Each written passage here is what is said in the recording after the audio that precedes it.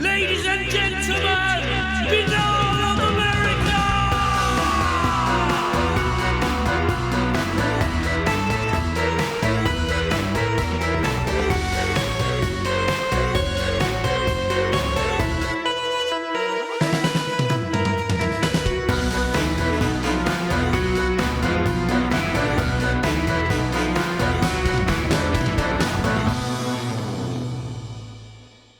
And now, ladies and gentlemen, your host, Tim Binnall.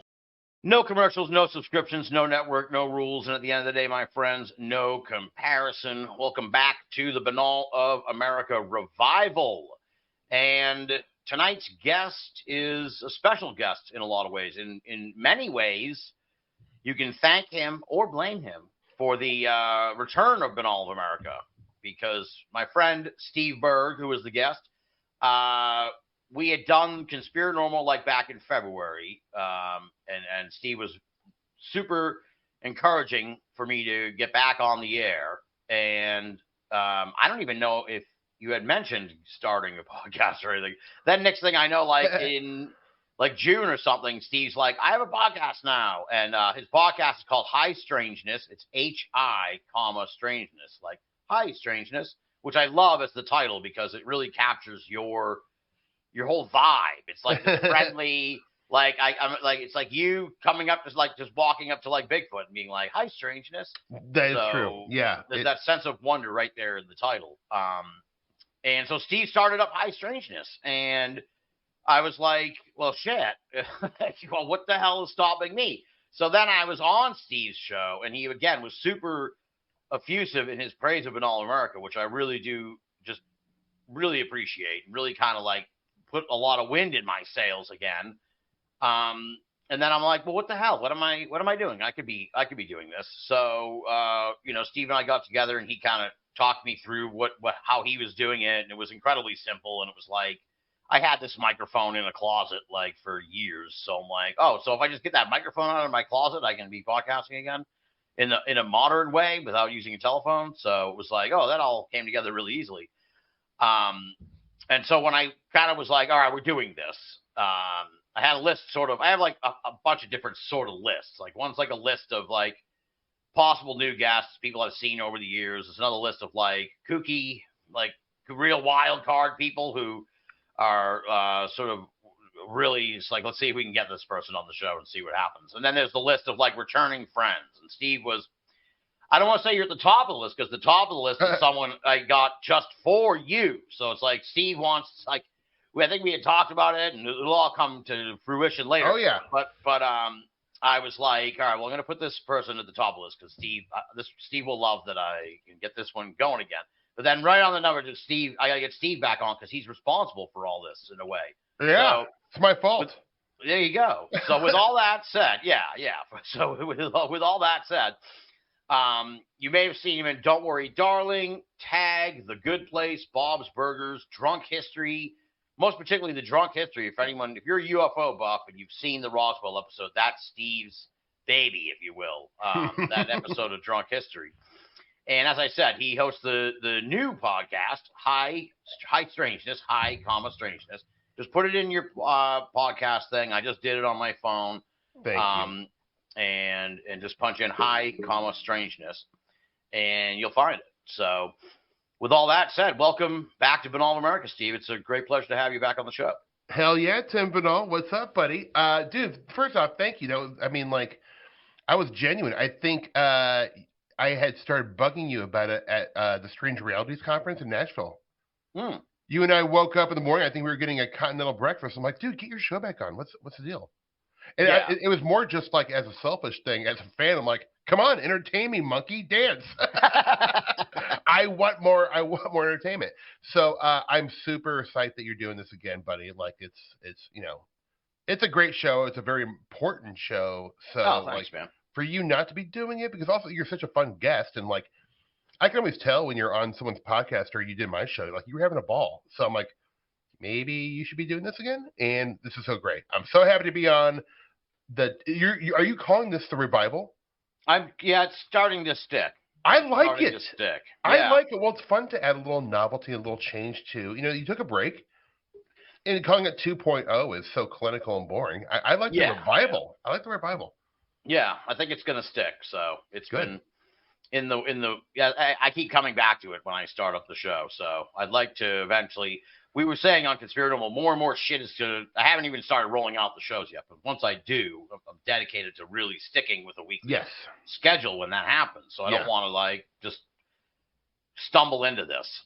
So then over time, more shit will start to come together. Like one day, the website's back up and updated and shit. Right. Oh, dude, there's so much stuff I have to do for my podcast that I've really been dropping the ball. Like I spoke at a conference this weekend, and which is rare for me. It was super fun. But they gave me like a vendor table, and I just didn't get. I was like, oh, maybe I'll make some T-shirts and have some beer koozies, and I just didn't do anything. I dropped the ball, and I was like, what an idiot, it's so dumb. No. Did you have anything little cards or anything to? No, I didn't get anything done. Honestly, the thing is, I even told them at the beginning, I was like, well, look, I'm kind of new to this stuff, so I don't really have a book or I don't have, podcast swag yet. Right. So I just started this, my deal in June, because the actors strike and the writers strike were happening. And I was like, well, I'm going to go. I've been thinking about doing a podcast, honestly, for 7 years. So I was like, well, I'm on strike. I'm going to go bananas if I don't do anything. So I started up, and I'm having so much fun with it. I just love it. Yeah, I can tell. I loved when we did the show, and it's really pretty amazing. So I guess, buddy. Since even though this will be coming out in a few weeks, let's talk about the Van Meter Mystery Festival, because that's where you just got back from that. So it was great. I'll give you guys a little tiny and to use a commonly used Binnall phrase, a thumbnail picture. There you go. Yeah, just a little thumbnail on. I'm gonna give a Binnall thumbnail really quick. And so so in Van Meter, Iowa, which is probably 20 minutes away from Des Moines, Iowa, which is maybe a place people have heard of. In 1903, this tiny town of Van Meter, was attacked by this kind of pterodactyl-looking creature that had a horn out of its head that would light up like a super bright glow. And this creature was up in the town, man. It was in the downtown. This doctor one night, saw it on top of the bank. And then I think the banker saw it from the bank. It was using its beak to crawl up a pole, and this thing was 9 feet tall. Wow. And it came back for a couple different nights, and people do say they saw a smaller one, a little baby Van Meter monster. Oh, wow. And it was in the newspapers. And obviously this is kind of an era where there were a lot of newspaper hoaxes. But most of the time when they were doing newspaper hoaxes back then, they were using fake names, in the newspaper. So not to slander real people, which they had that law back then, I think. But maybe they didn't. Who knows? I'm just guessing. At the very least, they didn't want some dude coming down to the You didn't want to use a real name if you're hoaxing things, I even know, there's a Nebraska lake monster case that was a hoax, and they used fake names, because they didn't want to use real. Anyways, but when you trace all the names like Mr. Alcott, and I can't remember the other names. I am not a historian on this event at all.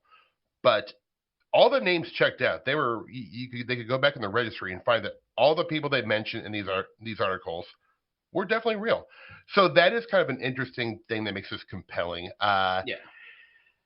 Aside from any real evidence, there is none, like a lot of these stories, but it is just one of those legends that has been around for a long time. And I think because of some podcasts, or probably actually this festival, it has kind of had a resurgence a little bit in the Van Meter visitors.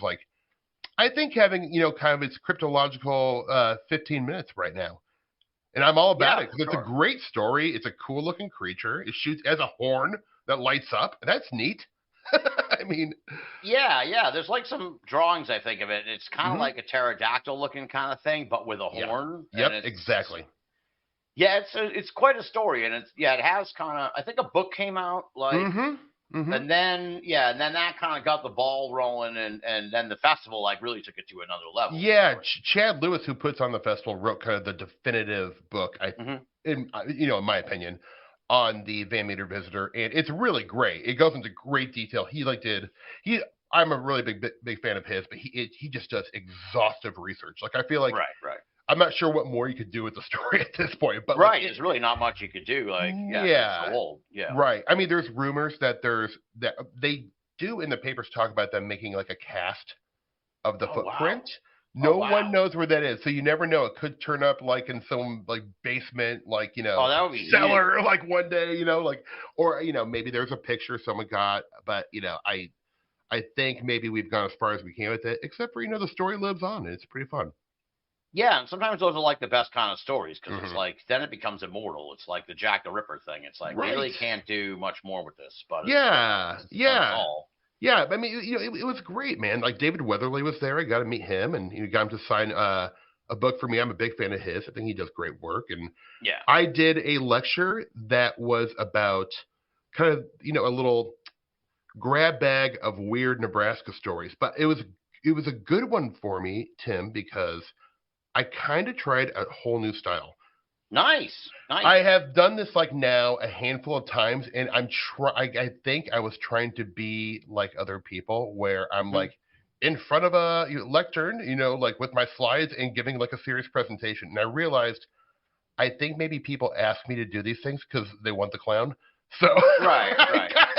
I kind of like mixed in like stand-up bits, like paranormal stand-up bits, and it worked. Nice. It went pretty dang good, man. Like people were really laughing. I think they kind of got what they wanted out of me, as opposed to like I'm not an academic. I haven't written a book. Right. I have no. Yeah, they're like, I thought that guy was a comedian. Make me laugh.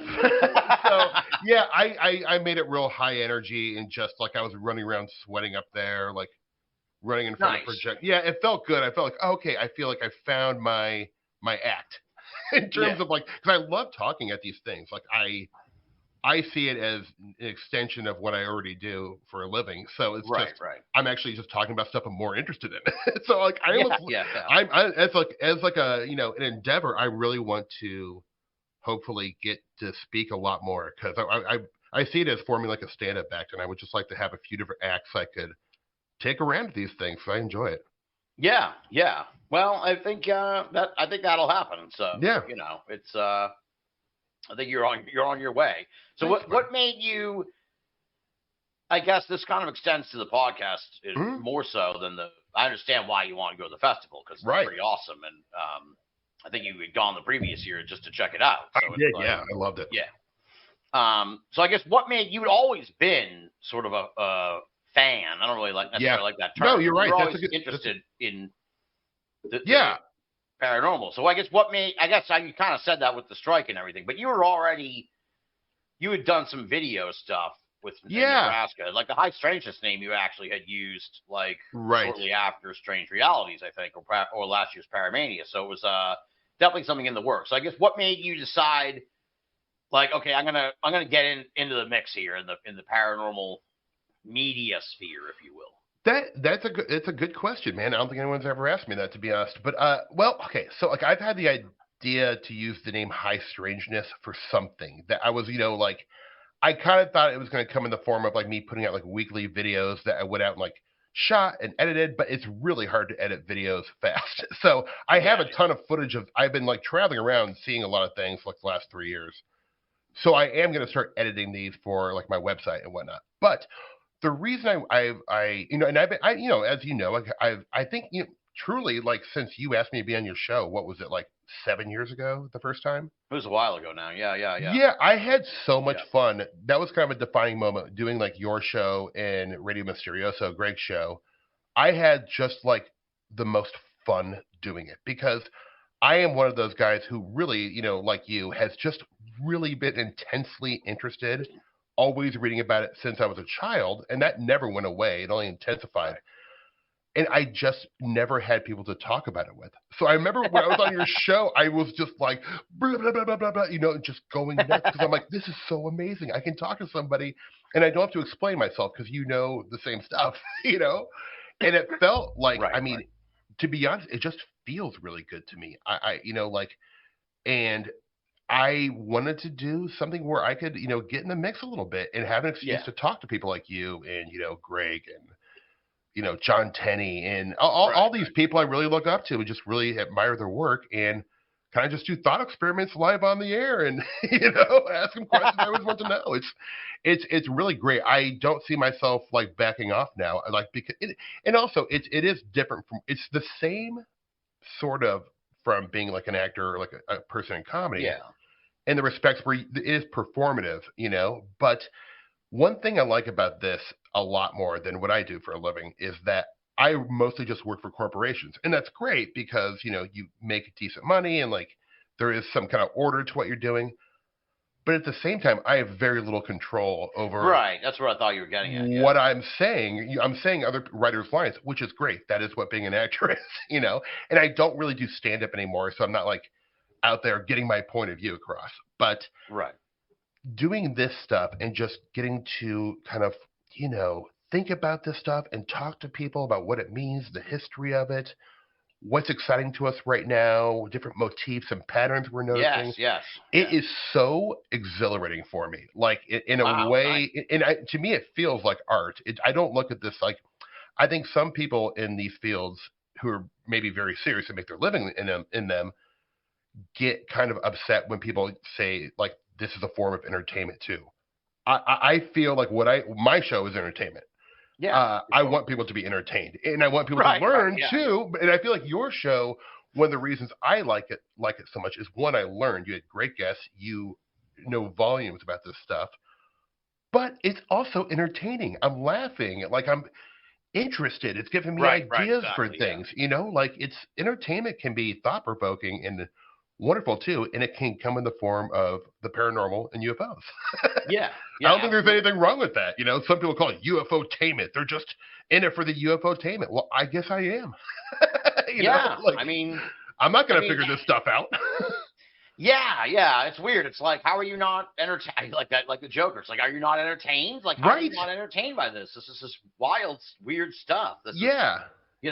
It is, and I think whether we know it or not, we all initially, whether it was, you got into it in 2017 or you got into it in 1995 or 1971. I think when you get into UFOs, Forteana, weird news, ghosts, all this stuff that we love, I think it's originally because you're entertained by it. I know that's the way it was for me. I picked up a Billy Meyer picture book as a kid, and I'm like, these UFOs excite me and entertain me. I'm going to read more about this. Yeah, well, as far as like podcasting goes in a way too, I think you kind of see it same way I do. It is like a work of art, I think, in a way. And I mean, I maybe like I guess that's I would like to think maybe more people should think of it that way, more producers in a way, because like I find in my mind, like the way the show used to be and the way I hope the revival turns out to be. With the seasons, it was like I was like putting together an album. Yeah, and it was like I'm going to have this, and now I need to kind of change the flavor of what people are hearing because, and like by the time these shows start coming out as part of the revival, it's like people will kind of even see that more. It's kind of like, okay, well we've done UFOs, now let's fucking go all the way over here and do Chupacabra, right? And then we'll swing down there and do like this famous haunting case or whatever. It's like. You kind of putting together, there's a creativity there in just sort of like putting together that playlist. Yeah, I think so too. At least all I can say personally, it feels very creative to me. Yeah. But I also feel that way about cooking. I feel like, cooking is just art you get to eat, which is wonderful. It's like painting, So it's like, I think maybe, I could be accused of infusing art into like daily life maybe too much or all the time, but like what's wrong with that? I mean like I think approaching things with an artistic way is like a fun way to go through life, man. Yeah, exactly. Yeah, can't be. Yeah, it sounds healthier actually, right? Some other ways to do it. Yeah. Now have you like Kutch and I were talking about you and this and sort of because when we were at Paramania we were like I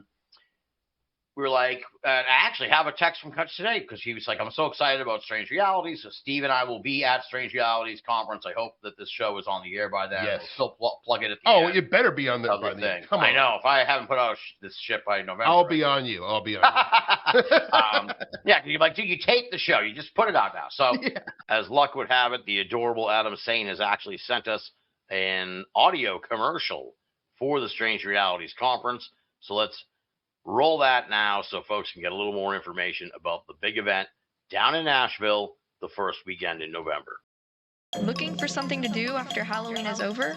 Are you into the strange, bizarre, and unusual? On November 3rd, 4th, and 5th, the Strange Realities Conference is coming back to Nashville, Tennessee, and streaming online. Come join us for 3 days exploring mysteries, supernatural, the occult, weird history, and more, featuring lectures, presentations, and workshops by Tim Binnall, Zach Hunt, Cheslin Vance, Bryn Collier, Tobias Whalen, Brent Rains, Joshua Cutchin, Kiki Dombrowski, Recluse, Nathan Isaac, Christopher Ernst, Aaron Goulias, David Metcalf, Timothy Renner, Mallory Sawinski, Soraya Ascap, and special guest Steve Berg as your Master of Ceremonies. Make sure to join us for the fun and informative weekend online and at SIR Nashville November 3rd and 4th and online only November 5th. Tickets are available at strangerealitiesconference.com. Kutch was like, we at all three Paramania, Kutch was like, he's like, something's kind of off here. He's like, I feel like we're missing that sense of wonder that Steve brought, that sort of joie de vivre, that sort of like, because we were all I felt like we were all kind of a little more cynical than usual. And I guess that's the segue into the question where it's like, now that you're kind of in the mix and not just on the other side of the velvet rope watching from the audience, which is fine, people that, but now that you're kind of in the mix, have you, it's great to see you haven't grown cynical yet about a lot of this stuff. How do you maintain that sense of wonder, I guess, is the question, especially because you've only been doing the podcast for a little while. It's not like you haven't been a fan of this stuff for a long, long time. Oh, yeah. I've been a fan of this stuff for like 20 years plus or whatever. So like I've grown cynical. So how do you maintain that sense of wonder about the paranormal that is so evident with you? Oh, you're asking very interesting questions that I haven't been asked before, and I love it. Okay, so that is a great question. I can tell you pretty easily, I will get tired of things when they become boring to me, but I am lucky. I feel so lucky, and I believe you're sort of the same way, where I am such an all-purpose weirdo that, like, right now UFOs are like my first love. It's probably what I know historically about the most, right? But right now they're at an all-time low for me. Like, I'm just they're so dominated, and I feel like it's maybe just me being like a UFO hipster, but the disclosure stuff and like the mainstream ufology is it's too much for me. Like, I'm just so bored. It feels very recycled, and like the same narratives that bored me to begin with are what's on the table right now. And it's just not for me. So I will move on to another area, lately I've been like reading about weird locations that are like supposedly enchanted and odd and have a lot of hauntings, poltergeists, lights in the sky in the Midwest. And I will like read then I start reading like last night I was reading about the history of Buck Creek Valley in eastern Kansas, because I read this blog by this woman who wrote about it and a weird experience. But like, there's just so much. I'll never run out of things to be interested in.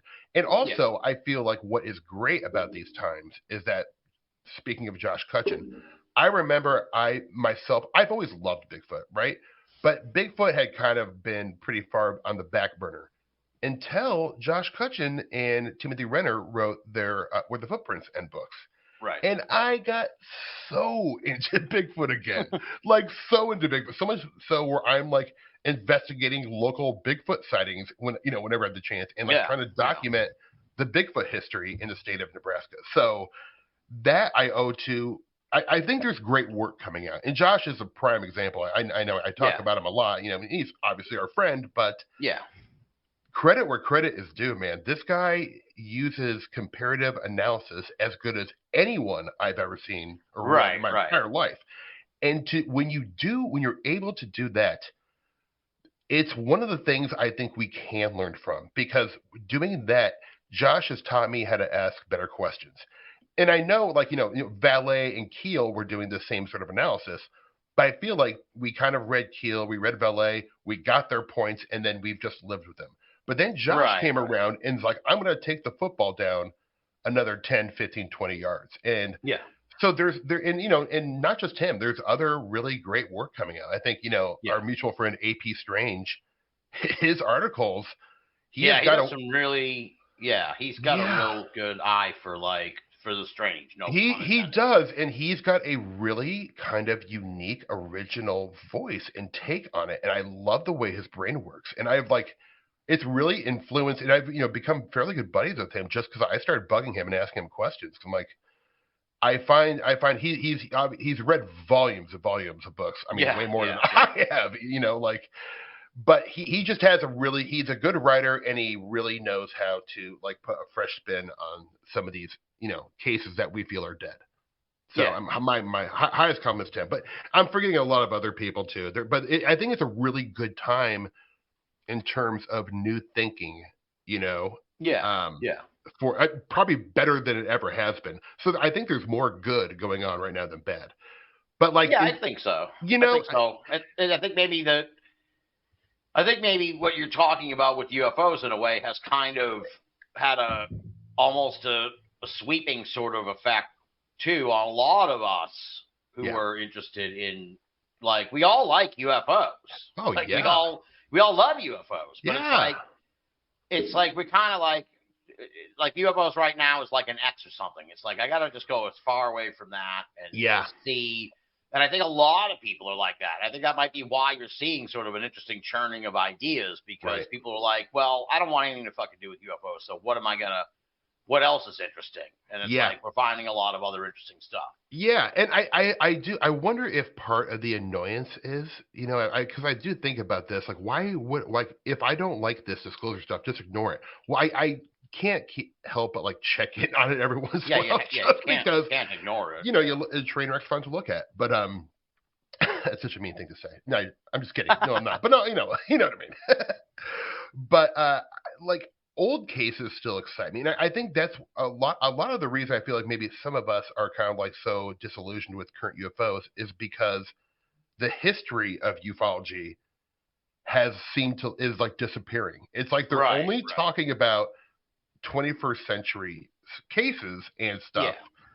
And to me, I'm okay, cool. But military UFO cases, have always been the most boring to me. Right. Because I'm always most suspicious and of that's them. what this is all about. That's what this is all about. It's yes, and I think that's it, kind of. Yeah. So I am jaded, but my solution, my trick for that is to when UFOs jade me, maybe I'll learn about palm reading. Or start reading about something else super weird, and then I get excited again. Yeah. Well, that's how I ended up wandering around with a bunch of flat earthers. Kind of the same thing, where I'm I've done it all. I need to find some new terrain to explore, and then next thing you know, I'm about to get beat up at a flat earth convention. I love it though. That's the spirit of that, Tim, is what your show has always uniquely done for me, and no one does it like you do, because if you look at the obviously I'm a BOA historian at this point, but I know it's great the way the variety of shows, you've had so many guests on that you never heard from again out in the paranormal world. They appeared on Binnall. Excuse me. They had something super wild to say, and it was a great 2 hours, and then you never hear it, they never existed. And that's so fun, because I just remember the meat-eating horses. I referenced that one a lot, but there's so many, even a guy like Bruce Rux. Right? Yeah. I love the tradition. I usually make my stuffing on Tuesday. And you're always nice enough to release it a couple days before Thanksgiving, and it's a tradition. I put it on in my kitchen, listen to you and Bruce Rux do your annual thing, and to me, it's oh god, that it's infused in my holiday nostalgia now. Well, thank you. I'm almost speechless here with that. It's well, we'll have a good one this year. It'll be part of the revival. So. Oh man, I'm excited. Now you've got me really leaning into revival. So. It sounds good, and it would look good on a T-shirt. It's a good-looking word, because V's are attractive to the eye. I'm declaring right now. I have no scientific evidence. You just came back from the Van Meter mystery. There you go. V's are nice. It's just they always say K words are funny. Yeah. In comedy, they'd always say K words are funny, but I never noticed that. beyond the Van Meter story, what did you take away from the? Because I was just at a festival. The same. I don't know what the fuck is the deal with this past weekend, but there were like at least 4 festivals all over the country, different paranormal festivals. There were. I noticed that too. If I would be willing to bet there was a half dozen to 8. Probably. Well, the Van Meter one occurs on, the incident happened on the 28th, so they always do it as close to the Saturday closest to when it happened.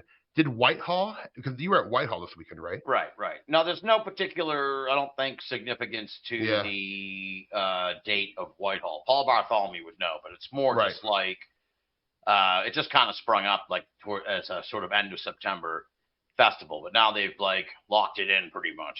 Well, it's a great time of year typically, So I haven't been to the East Coast where you live that much, but like I picture it. It's kind of one of those classic fall places. I just imagine it seems like a great time of year for a Bigfoot festival, especially Whitehall. I love the Whitehall case. Oh my God, it's the best. Well, it's really funny because I was like thinking of you this weekend because we were both at paranormal festivals, and it was like I wish we could do like a Freaky Friday thing. We're like, okay, now like just tag me in. We'll switch places, and so you can kind of see where I'm at, and I can see where you're at, and it was just crazy. But yeah, so I guess what was sort of the mood of the festival? What was it like with the people? What was it? Because like, I would assume, you maybe had a few people that like actually were like emotionally invested in the Van Meter case, but the rest were like people who were like, well, what is this? Or I assume sort of crypto fans from around the country. I think it's starting to become a draw. Dude, you're right. This year, okay, so last year was very well attended, right? It was, there's a ton of people there. It was like really good. This year was bigger. It was like, I'm not even joking. There was like people standing up. It was the most people I've ever lectured to. I was like, kind of when I watched, I was like, I was kind of in my head thinking like, oh, maybe I hope there'll be like 30, 35 people there. That would be a great turnout, for a lecture. Yeah. There was a lot. And I was like, oh, wow. Like, and they were energetic and they were ready, man. Like, I mean, like it was probably the best audience I've ever like done a lecture for. And they were ready to kind of like laugh. And I think like, I don't know, the mood was amazing. The vendors, I think, did really well. Like, I know they were just selling tons of books. Right. People were coming from, Omaha, where I'm from. They were coming from Chicago, Minneapolis. So a lot of like kind of the bigger cities in the Midwest. Yeah. We're talking about like cities that are a few million people. They were driving all the way to small town Van Meter, Iowa, to go to this thing. So I think they're becoming like, and you can even tell, like, growing up, I went to a lot of these, and it was all old people, which is great. There's nothing wrong with that, obviously. And I think when you go to like a big UFO convention, it's a lot of 60 and up, and that's I'm not saying anything is wrong with that. We're on our way there. I know. That's why I'm guarding my words. But like, there were tons of young people at this thing. Awesome. With like friends, and they road tripped. Yeah. And I was like, this is the best. And I got to talk to a lot of them. And they were just jazzed to be there, man. They're making like a little like long weekend vacation. I was like, you guys are doing it right. Like a lot of people were going to go out ghost hunting, where the Van Meter visitor supposedly like, was buried in the mine. I'm like, right on, go for it. Nice. Yeah. What did people want to talk to you about? I guess kind of like what was on people's minds? Any interesting conversations you had? I did. I had a ton. I stuck around there for a long time and saw lectures and really tried to. Cause I feel like when you speak at these things, part of the deal is you should make yourself available to talk to people. Right. Yeah. I just believe in that. But a lot, there was a lot of people who kind of had questions about my acting career and like, why am I here? They're like, it's weird. Well, so you're an actor, but why are you doing this? I was like, and then I would kind of explain myself. And then some people came up and. We're talking about my podcast, and then some people were just, telling me their stories about weird Nebraska, which was great. I actually had to run to my car to pull my notebook out and like get contact information. So I got some great stories. Someone was telling me about the legend of the corn wolves, and I had never heard about it. And then I actually did some digging, and sure enough, there's like this folklore about giant wolf apparitions in cornfields. And supposedly in the York and Aurora area in Nebraska, there's quite a bit of these sightings, and like this lore goes back decades. So I'm gonna have a meeting with this guy who told me about it, and he's gonna get me a number for his father. So, who actually, I think, saw one of these things when he was a kid. So, oh my God. I know. So, like, I mean, to me, just like getting some of these stories, because, one of my like hobbies and projects I'm always working on is to document every weird thing, folkloric or mythologic, that's happened in Nebraska, especially eastern Nebraska. Just because no one's really done it, and I feel like it's important that these you're stories taking up the mantle of like trying. I don't want to say being the Nebraska guy, but I mean that's necessary. I mean, it's like I mean, look, dude, I can't turn around without bumping into some fucking paranormal expert up here who thinks they own Massachusetts. Yeah. It's like, oh Jesus, you're in a heavy market. You're in a heavy market. Yeah. I don't have. I mean, and I don't look at it. There are some other researchers here who I do work with, and we share. And I am happy to share things. I'm not like proprietary. Oh yeah. I wish there was more of us, so I would have a little help. So there would be. it would be so great. It's just one of these things. I lose sleep over the idea of like these old UFO cases and Bigfoot reports and hauntings and just all around weird stuff being lost because so many of the people who are holding this information are like 80 years old. And I'm trying to help them find a safe place for it. And it's just important to me. And I feel like, gosh, if it's something we all can do is like, we can't like figure out the phenomenon, but we can preserve these stories. Because if you put all these stories together, we'll ask better questions and we'll know more about it. And exactly. Stories are important, So are these like dogmen, or are they like more just? They're I think more hellhoundy. They're like apparitional, so they think they have like a ghostly vibe about them, but they're big. Wow. They say they're very big, and like it sounds to me on a surface like it's a story parents tell, like farm parents tell their farm kids, so they didn't go messing around the cornfields, which is totally great, but like. Obviously, like, well, I'm going to look into what's the reality behind this folklore. Is there any? But like, just the story alone that I was able to like discover this by meeting someone out with these things. Man, that's everything for me. I was just like, I had goosebumps. I was so happy, and I got a couple more too. So nice. Yeah. Well, I noticed.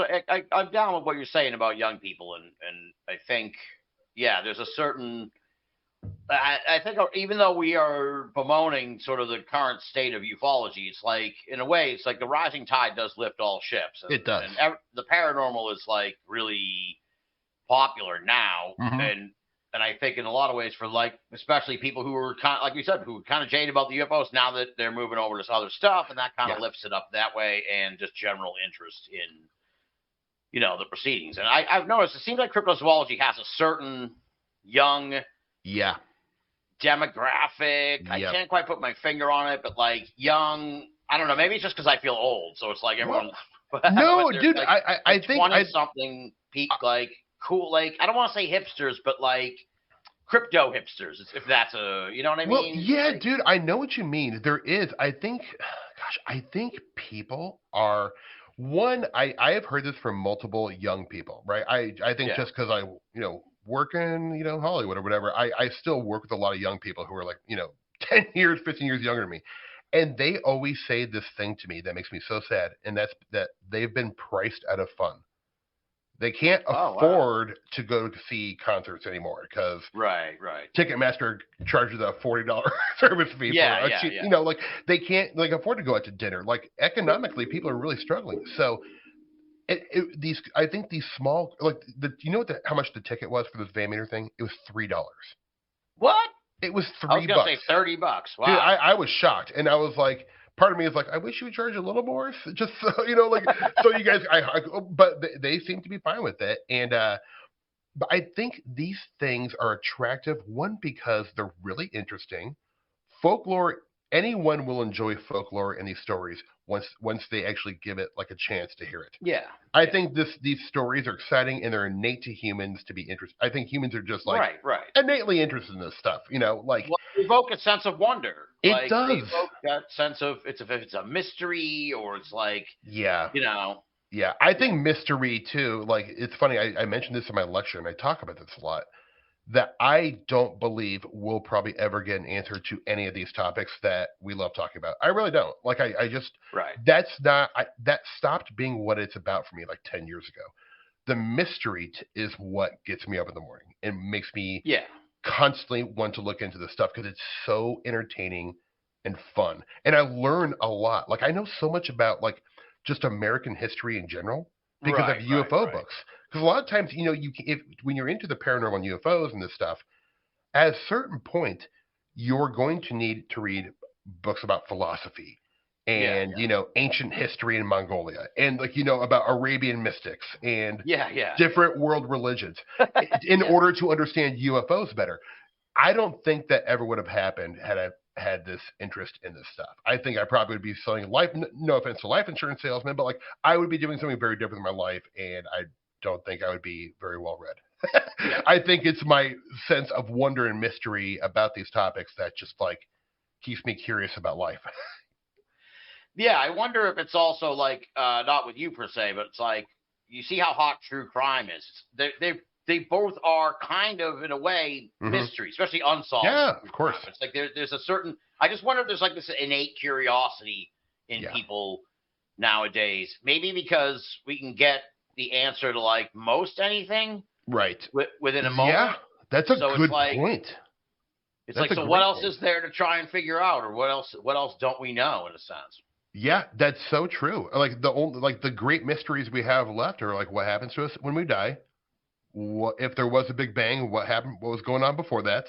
And what are UFOs and what are Bigfoot? Right. It's like aside from that, we know too much, or we know absolutely nothing. Well, I also mean just the accessibility of the information, where it's like back in the day, people back in the day being the fucking 80s, I know, or the 70s or whatever, people like.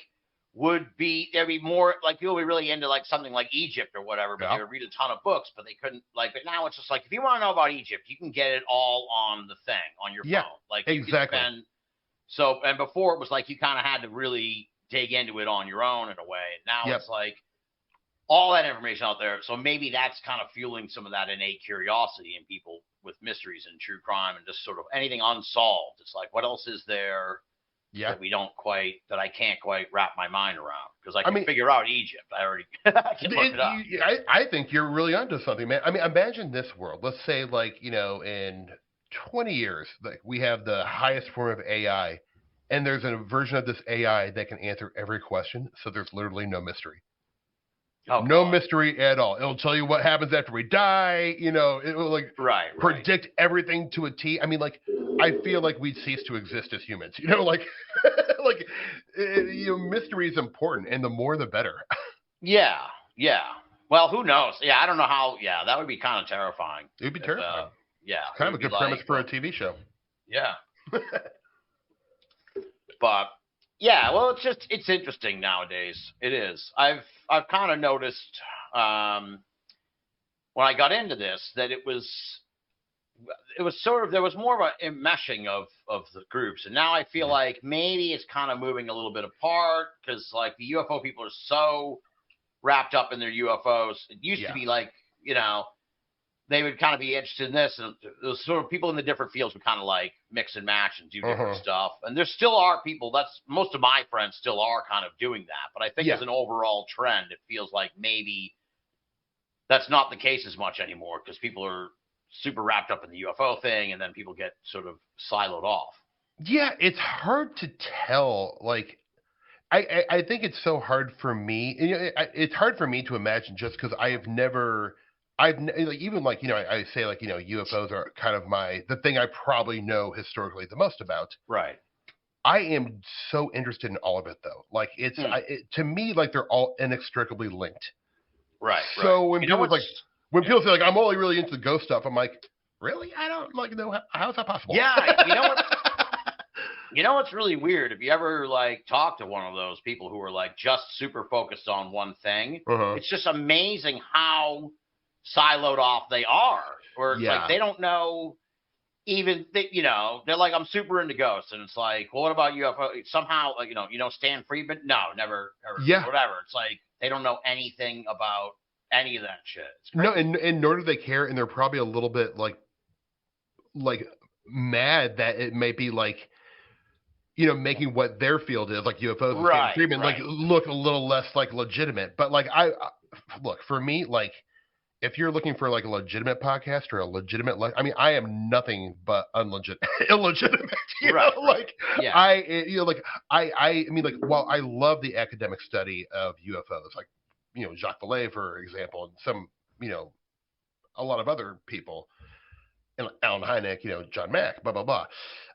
I love their work, but I also think stuff like Tony's was Right, saying right. is just as important. And he was just a guy who worked at a coffee shop who happened to be brilliant. You know, like Right, right. I don't think you need to be an academic or a scientist to offer really like groundbreaking ideas. And, you know, Yeah. like I think a guy that you were friends with, you know, who I wish I would have been friends with him because I would have loved to have talked to him, is Jeff Ritzman. Yeah, yeah. You know, I know you and Jeff were close for a long time and going way back. And I think still to this day, he is one of the most interesting people Yeah. to talk about the way he talked about his experiences and then even kind of, you know, was skeptical of himself. But like, I think he was just absolutely wonderful and a one of a kind, true original. And yeah, I mean, I really miss him and I didn't know him, you know, like, Yeah, we all miss him a lot. Yeah. I when his name comes up, yeah, I think about it. We used to talk not often, but like once, two or three times a year, probably. right. But these would be like hours long conversations. Yeah. And yeah, he was a really good dude. He contributed a lot of good to the community because he didn't really take any shit and didn't really suffer fools and would call people out. Like I'm not really one to call people out because it's just not my style. But he did it in a way where like I can't recall any particular time where I thought he was in the wrong. Like he was almost, I would almost say always was he was in the right when he would be like, this is bullshit because of this, that, and the other thing. And it was like, okay, that makes sense. You know, that makes sense. Yeah. You know, he wasn't afraid to step on toes.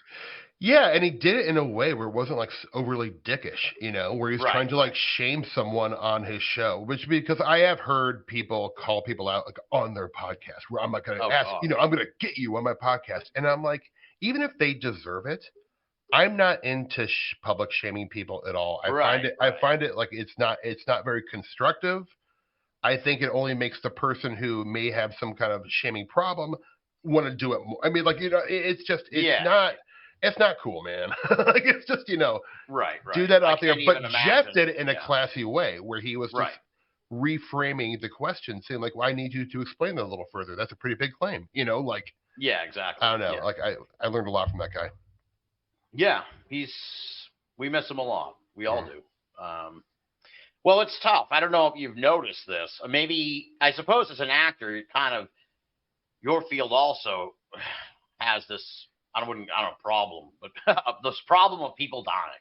Yeah. And it's like really, you kind of have to grow accustomed to it if you're going to be in this for a long time. And I mean, like, I've only really been in the paranormal, so I couldn't say I didn't work in a car factory for 5 years or, well, look, I was a janitor, and I think one dude died over like the 5 years I fucking worked there. So, but with the paranormal, it's like, and of course there's way more people, like prominent people in the paranormal. And, I think in part also because a lot of people got into it when they were older, but there's plenty of young people with it. It seems like there's a lot of deaths, and it kind of can weigh on you after a while. You just kind of roll with it, though. Yeah. I think it's like, you know, well, we're at that weird age, man, because we're like, you know, lower Gen X. And so like a lot of the people we grew up reading or watching in films, they were like our age now, you know, like, and so we're just, you know, like and I've lost friends too who are like in the entertainment business, and it's terrible, you know, like and it's so sad, and some of them die too young, but you know, it's one of those things. I don't think, you know, the quality of life is necessarily the quantity of life, and a lot of these people burned really bright, left a really nice imprint, and then they're on to the next adventure. But yeah, I do feel you, man. Like I didn't know Ken Thomas. I knew him through like Right. your show and Greg's show, but really thinking that guy contributed a lot to the parapolitical world. And I was bummed out when I found out he died, man. One, because I knew you guys were friends with them, but two, like, yeah, it's just sad, like, and it's part of it, man. Especially when you're lucky enough to be in a community like this stuff. It's like the more people well, Right, exactly. you know. Yeah. It's Dang it. I know. You and I we're gonna solve the whole death problem though, Tim. Just give us 5 years, folks. It's like, this the problem of death. We need a grant, small grant. Yeah. Well, I don't know. Yeah, I think the Ken Thomas thing had me kind of thinking about that. Yeah, I'm sure. And I'm Jeff Ritzman and so it's kind of just crazy. It's just kind of crazy in a way. You should do, because I feel like you'd be the best person to do it. And I'm not telling you what you should do. I'll rephrase this. I think, that's how we ended up talking tonight. So. Yeah, that's true. But if anyone were to do this, I would want it to be you. And it's because I know you do like a January year in review with Greg Bishop, which I love. You may want to do a pre-recorded in memorandum like they do in the Oscars. Oh. Like of the people we lost this year in the field, like in a serious way, respectful way. I think I would want to hear it from Tim Binnall. There you go. All right. Yeah. Well, we do touch on a few of the people that we knew. I guess you do. That's the crazy part. Like at the end of the year, every year we're like, here's 3 or 4 people that we knew, and it's like that's just so crazy. But it is the nature of there are there's tons of people in the paranormal, so it's not like huge. So it is like actors in a way. It's Look, like every year you're gonna lose like 3 or 4 or 5 prominent actors. Musicians too, like musicians get me. Yeah. Oh man, it's tough. And like so many of I have a lot of musicians I love. They're old, and I'm like, please. Right. Oh jeez. Yeah, it is. Yeah, it's like having it's like a grandparent. You're like, I know. It's like Bob Dylan. I'm always like, take care, buddy. Okay? I know. Yeah. God. Don't fall, dude. Yeah. he's rocking, man. Yeah, it's crazy. He's out there playing all the time. Well, Ken Thomas died, and like the next day, there was an article that Dylan did some. And Ken Thomas was a huge Dylan fan, and it was like Bob Dylan does shocking, fucking 4-song set at Live Aid. Yeah. Of songs that he hadn't done in like 30 years, and didn't say a word. Just went out and played 4 songs and fucking got off the stage, and it was like, I don't know. I mean, it kind of made me think. I'm like, maybe Ken Thomas somehow had something to do with that. Maybe he wants to go to the show, so he, projected his spirit there. Put the idea in his head where he was like, they're like, well, what do you want now that you're up here? And he's like, well, I really want to see Dylan play something. Like, all right, we'll make it happen. That's poetic and beautiful. I like to think that's true. Yeah. So now, well, you're documenting Weird Nebraska. How? Oh wait, no, I don't want to. Mm-hmm. Yeah, please. On Conspiracy Normal the other night, you said something that really got me all hot and bothered. I like it. You said you've taken a recent keen interest in urban Bigfoot. Yes. Cases. Yes. Well, just from your yes is my mind right now. So Okay. Well, I mean, I think people can put 2 and 2 together as far as what an urban Bigfoot case is. But tell me about these. Well, okay.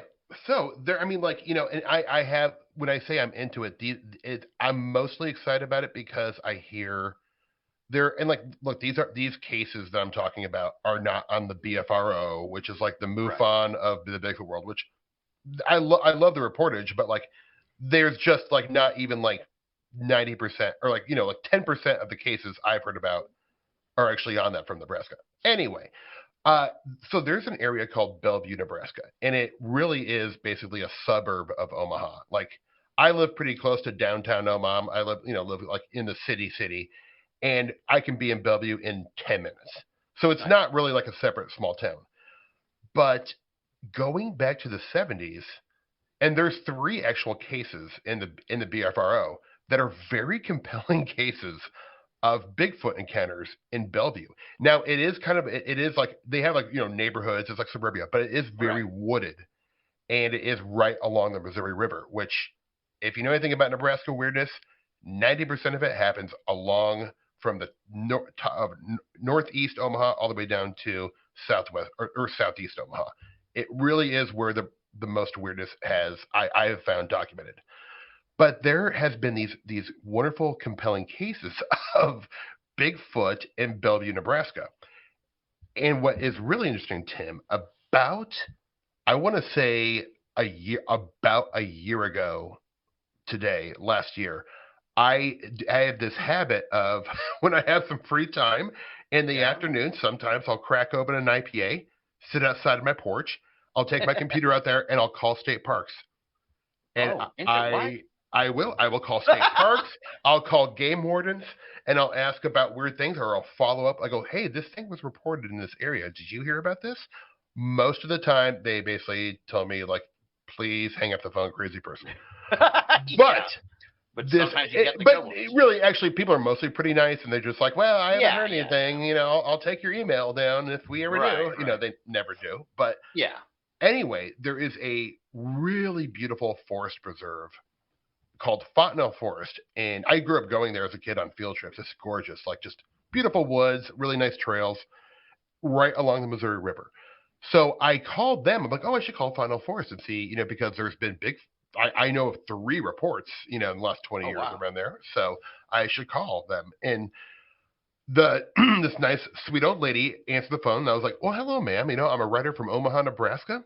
And I'm just kind of asking, since there were a handful of Bigfoot reports in this area, I'm not sure if you were aware of that.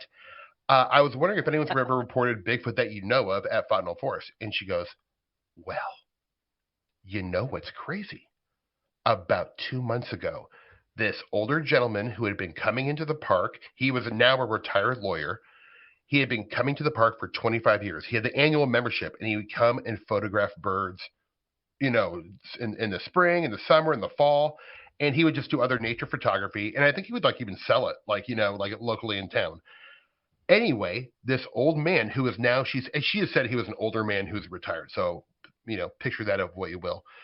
But he came into the front desk and told she was not working at the time, her colleague and another ranger there, that he saw a giant man covered in fur, did not use the word Bigfoot, that was holding a log down by the Missouri River.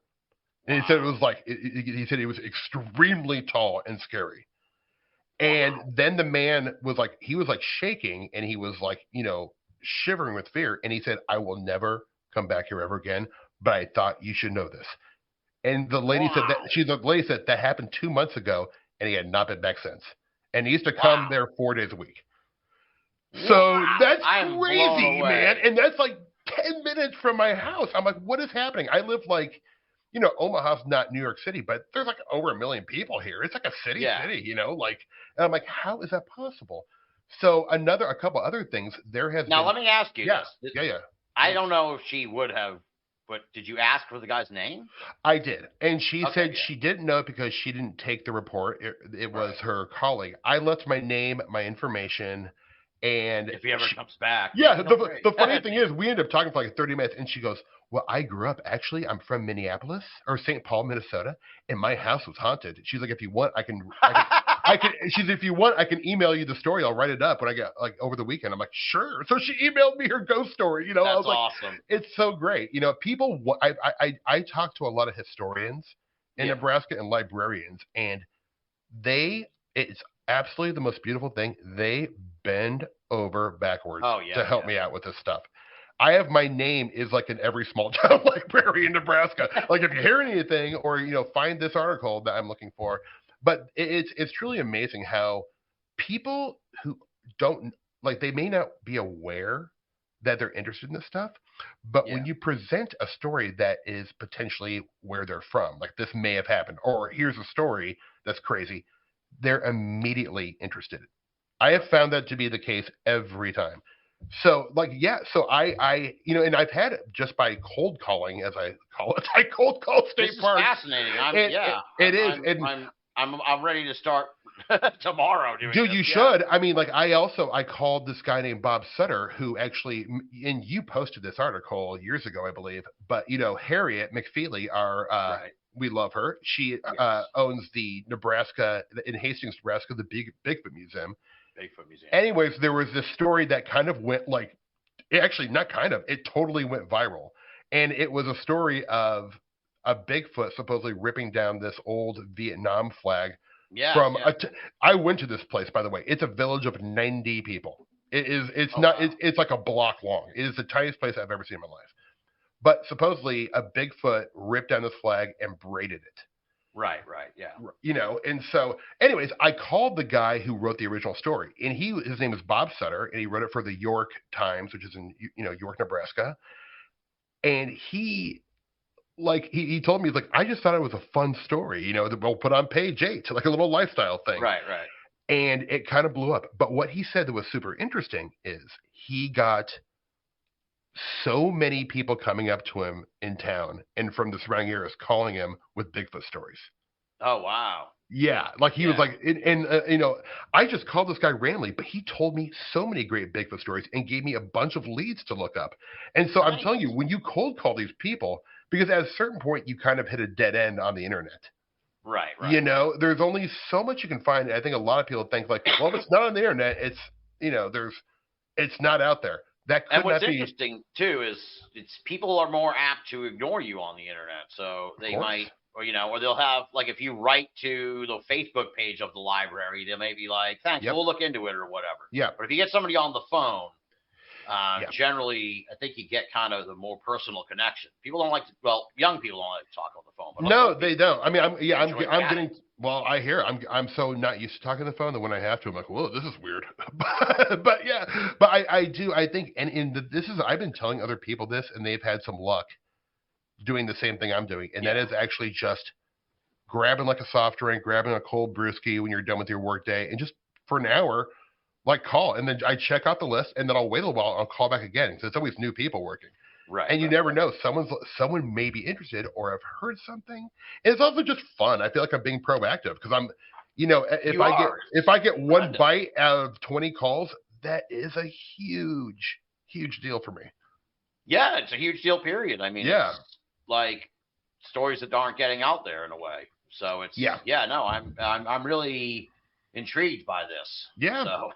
Yeah. I mean, it's so weird. If you look at Nebraska on an aerial view, and it's just true. It is mostly flat fields. I mean, there are pockets of areas that are forested for sure. Right. Especially kind of where I live in eastern Nebraska along the Missouri River. It's definitely a little more tree covered. But it is not the kind of place you would think of where a Bigfoot would be. I think, most people kind of have this thought like, well, it's in the Pacific Northwest and Canada and, some places on the East Coast. But a lot of people don't even take the Ohio, Pennsylvania, West Virginia Bigfoot stuff that seriously. A lot of people I feel like I've talked to like, well, if it didn't happen in Washington or Oregon, it's a hoax. And I'm like, boy, if you look at the history of that it's far from the truth. So right. Yeah. I think these things maybe move around a lot too. So it's kind of like, it might be migratory in a way. And there might be some that stay behind. Like, the general population goes, but one's like, look, I'm loving Mississippi, dude. Yeah, guys, you go on, man. It's too crowded there. I'm a small town Bigfoot guy. I'll chill out in Indiana. Yep. He's like, I got like 400 acres of the state park. Right. I'm the only fucking Bigfoot. Right. So I'm doing all right. Like, totally, I got man. no competition here. It's great. As long as I don't get caught. Right. Or, look, you read a Cutchin or Timothy Renner book, and then you're like, or Bigfoot is just, an elemental or some kind of apparition. Yeah, which I love that idea just as much. Like, I do too. If Bigfoot turned out to be that, I'm like, that's awesome. I don't lean in any direction, at all with Bigfoot. I think there's something to it. I don't know. I do feel that as the more I look into it, I sort of get away from the flesh and blood, nuts and bolts Bigfoot, just because I'm like, I don't really understand how we wouldn't have found some pretty great evidence by now. You know what I mean? Yeah, that's the old, like, someone would hit it, or or just shot it, just like we find a body. And I know people say well, you don't find a lot of grizzly bear bodies, but you do find them. You do find them, So. Shit, I lost my train of thought. No, that's okay. No, it's okay. Well, I got it. It pulled back into the station. Okay. Yeah, we were talking about urban stuff, so I can continue on that. But yes, please go. Well, the interesting aspect of the elemental Bigfoot idea, which didn't come to me until just now when you were talking, was that if I should tell this to Cut, she should use it as a selling point. The plus side of a spiritual paranormal Bigfoot is, then that would theoretically mean, like, you haven't been to my house, but there's a huge patch of woods in my backyard. Like, theoretically, then I could probably somehow conjure up a Bigfoot in my backyard, if it's supernatural. Which, look, it's the same as stuff like I can't make a fucking giraffe walk through my backyard, but if it's like a elemental ghostly thing, it's possible that could actually happen. It is. I mean, if we are supposing that is what it is. Look, I mean, in fact, I've got a great idea for your Patreon that you'll eventually put out there. I'm sure. Yeah. You do a live weekly experiment where you do gifting one week. That doesn't work. You try throwing tarot cards down, or you do some magical Crowley ritual. I mean, I would tune into that weekly. All right, how's Binnall going to try to conjure Bigfoot this week? I mean, that's a great video series. Done. That's free. That's free. Now, are any of these urban Bigfoot cases actual a Bigfoot in? I think there are. I think there is a Bigfoot in Central Park story. Or I think maybe you mentioned one with Kiki said she lived across the street from a park and there was. Yes, there are, and I honestly, I would. I don't want to put you on the spot. No, that's okay. I cannot think of it because mostly I probably should have been more specific. That I'm into Nebraska urban Bigfoot. Okay. Because there in Lincoln, Nebraska, which is the second biggest city, there is a lot of cases of Bigfoot around Lincoln, Nebraska, going back to the 60s. In fact, here's a fun little story. You know Charles Starkweather, the serial killer? He was the guy, him and his partner, who actually probably is more innocent than we are realizing. Yeah, I heard about this documentary. Yeah, so good. But Charles Starkweather, Natural Born Killers was based off of True Romance, Bonnie and Clyde. It was in Lincoln, Nebraska, and obviously changed the whole state forever because it was, serial killers weren't a big thing back then. Anyway, Charles Starkweather talks about a story of seeing a Bigfoot when he was 16 years old. He called it death. He thought it was the Grim Reaper outside his window, but he said it was a a very tall creature covered in fur with breasts like Patty, and that it let out to scream and cry like a baby. Ooh. That's great. And so, but I mean, they didn't have the term Bigfoot back then. Yeah. But he is describing what we'd all think of, and obviously take it with a grain of salt. This guy was a psychotic serial killer, but it's a fun story. I think worth noting that gosh, before Bigfoot was even a name, he was describing a Bigfoot creature outside of his window. That his cultural lens was that it was a Grim Reaper type form. But it's interesting that both the man at the park and this guy both sort of had this terror response to the experience, which does happen a lot. People kind of come out of it either really blown away or shaken. Although I've heard that kind of there's this fear thing kicks in when they see, So I don't know. It's interesting sort of recurring trend with Bigfoot sightings. Maybe it's some kind of power that it has.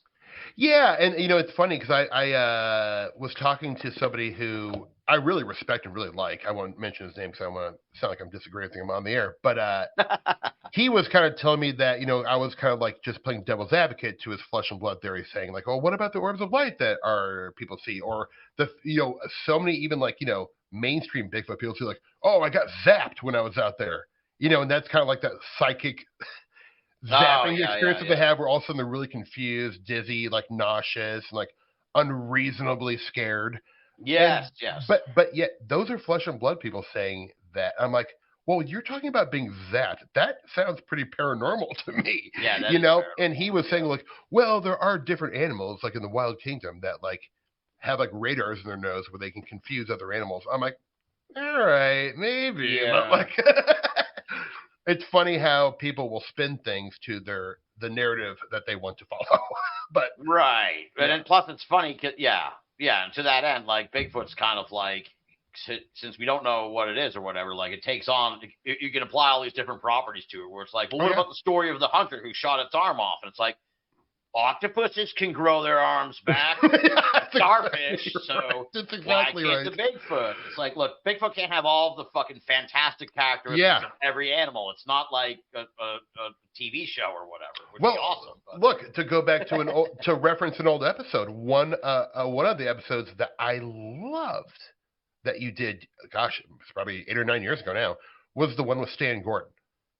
Yeah, I love Stan Gordon. And Stan Gordon is like if people don't know, he's kind of the expert on high strangeness. He was like 16 years old, and he kind of, at least not broke the Kexpert story, but actually he kind of did break the Kexpert story, I believe. And he was like a teenager. Anyways, he had like a UFO hotline, Bigfoot hotline when he was a kid back in the 60s. But he has collected a plethora of very compelling, very interesting, high strange Bigfoot stories where UFOs and Bigfoot are seen in conjunction. And so many people, like, I feel like Stan Gordon's work in his book, Silent Invasion, is like absolutely a must-have. Seminal. It's a seminal. It is. First off, it's a book you could read in one sitting, but it is absolutely phenomenally great. And my wife lives in that area where there's a famous case outside of Uniontown, Pennsylvania, where it's kind of probably the most famous one from that book, but it's where the kids and a group of people see that, including cops, see that UFO that landed in this farm field, and then 2 Bigfoot are walking along the fence line. Yes, and that's my favorite case. It's one of my favorite cases, period, in the world. And I think a lot of people who are like really into nuts and bolts Bigfoot or nuts and bolts UFOs, they're like, I hate cases like that. Right. But guys like me or guys like you, I'm like, that is like an ice cream sundae. Yeah. I'll eat it all day long. It's beautiful. Right. Because it opens up so many possibilities. It does, man. Yeah. It does. And there's things that we just can't ignore with Bigfoot that are super, super weird. Right, exactly. Yeah. So. Yeah. But for the people who cling to the flesh and blood thing, I always argue that it's like, it could be a flesh and blood, like I said, like the giraffe in the backyard. Like, fucking giraffes are real. Yep. If a giraffe went through my backyard right now, it would be like, okay, is that some kind of spectral thing? Right. So it can be 2 different like phenomena. Absolutely. Yeah. No, I mean, like an example, like I there in a place called Minersville in Otoe County, Nebraska, which is right on the Missouri River, eastern Nebraska, of course. There in the late 1800s were so many Black Panther sightings that the mayor at the time actually hired a group of men with torches and shotguns and paid them to go hunt this thing. There is a story in an old newspaper I found from like 1899 where a Black Panther, that they called it a Black Panther, not a mountain lion. Right. And plus mountain lion are pretty rare in this area. Not so much anymore, but they were at the time. But this little schoolhouse, there was a Black Panther just walking in a circle around the schoolhouse, and like these to come shoot it away. Wow. But these out of place animals, upas, if you will, I love those stories. There's a kangaroo, a great, most states have a good kangaroo story. Absolutely. Yep. I love those, man. Yeah. It's so to your point, maybe that was like the ghost of or the apparition of a Black Panther in Nebraska. But there obviously are real Black Panthers. So they're, like you said, I like that idea. Be totally open. Like, there could be a flesh and blood Bigfoot. And there might be something that is mimicking or masking exactly. Yeah. That's more of a John Keel super spectrum type thing, Yeah, where it's like it knows Bigfoot from how you know it, so it's going to become Bigfoot. It borrows our mythologies and our folklore and presents it to us and things we know and recognize. Now, I have a feeling you've probably been asked this before, but I don't know the answer to this question. Have you ever had any paranormal experiences of your own? No, not really. I'm in the same boat. So. Yeah, I say it like nothing I couldn't rule out. Like where it's and nothing dramatic or like I feel like everyone's had like weird experiences. To be like really clear, I've never had a confirmation experience where I'm like, that is real. I am seeing it, hearing it, feeling it. Like I have not had that, and I've been lucky enough to talk to a lot of people who I 1,000% believe are telling me the truth, who have. But like, I'm not giving up yet. More and more, Tim. Like I'm actually going to do my first ghost investigation, and I don't know much about. Oh, ghosts. that was in my head to ask. Yeah, I've never I feel really like- done like a proper investigation, and Yeah. I know some people who are really into that stuff in Omaha, and they're going to take me to this place called in Malvern, Iowa, called the Malvern Manor, and it is a messed up place. I went there on a day tour one time, and during the day, I was so freaked out where I was like, "Oh my god!" But like, I'm gonna stay overnight with some like Oh wow. real deal ghost hunters, and like they're like, they're like, you will experience something. I mean, like guaranteed. I'm like, oh god, now I'm kind of scared, man. Yeah, that's a little- like I talk a all big funny. game. Yeah, it's all great in theory, right? Yeah, exactly. Interestingly, this weekend when I was in Whitehall, on the way to Whitehall, or next to Rutland, where I stayed in Vermont, is this fucking old-timey castle that was Ooh. built like in the turn of the last century, Ooh. under sort of mysterious, shady circumstances. And then the couple who originally were behind the castle, like, just fucking left town. And somehow the castle, like, passed down to this dude Wilson, who was with the army, and it's been in his family ever since. And it's like full of old-timey, like, super rare art and crazy. He was like a crazy collector of like classic art, Ooh. ancient type art, like shit that was a silver set that was given to the Queen of England when she visited India, like Right. in the 1800s or some shit, and just like crazy, super rare stuff. Long story short, it was like visiting the White House. That was like Yeah. the closest I could say. It was just, you got to walk around and touch all the shit and like really get in and look at it. But the point being is that and because I was in town for the Bigfoot Festival, it was like, I already have a hotel room, so I don't want to also now go to the Bigfoot Festival all day, come back, go to this ghost hunt, because there was a ghost hunt that night at the Ooh. thing. Right. So I was like, shit, I wish I could do this, but I'm not that young and crazy anymore, and I don't want to stay overnight at the thing. But it did. And more so also that the idea didn't kind of come up until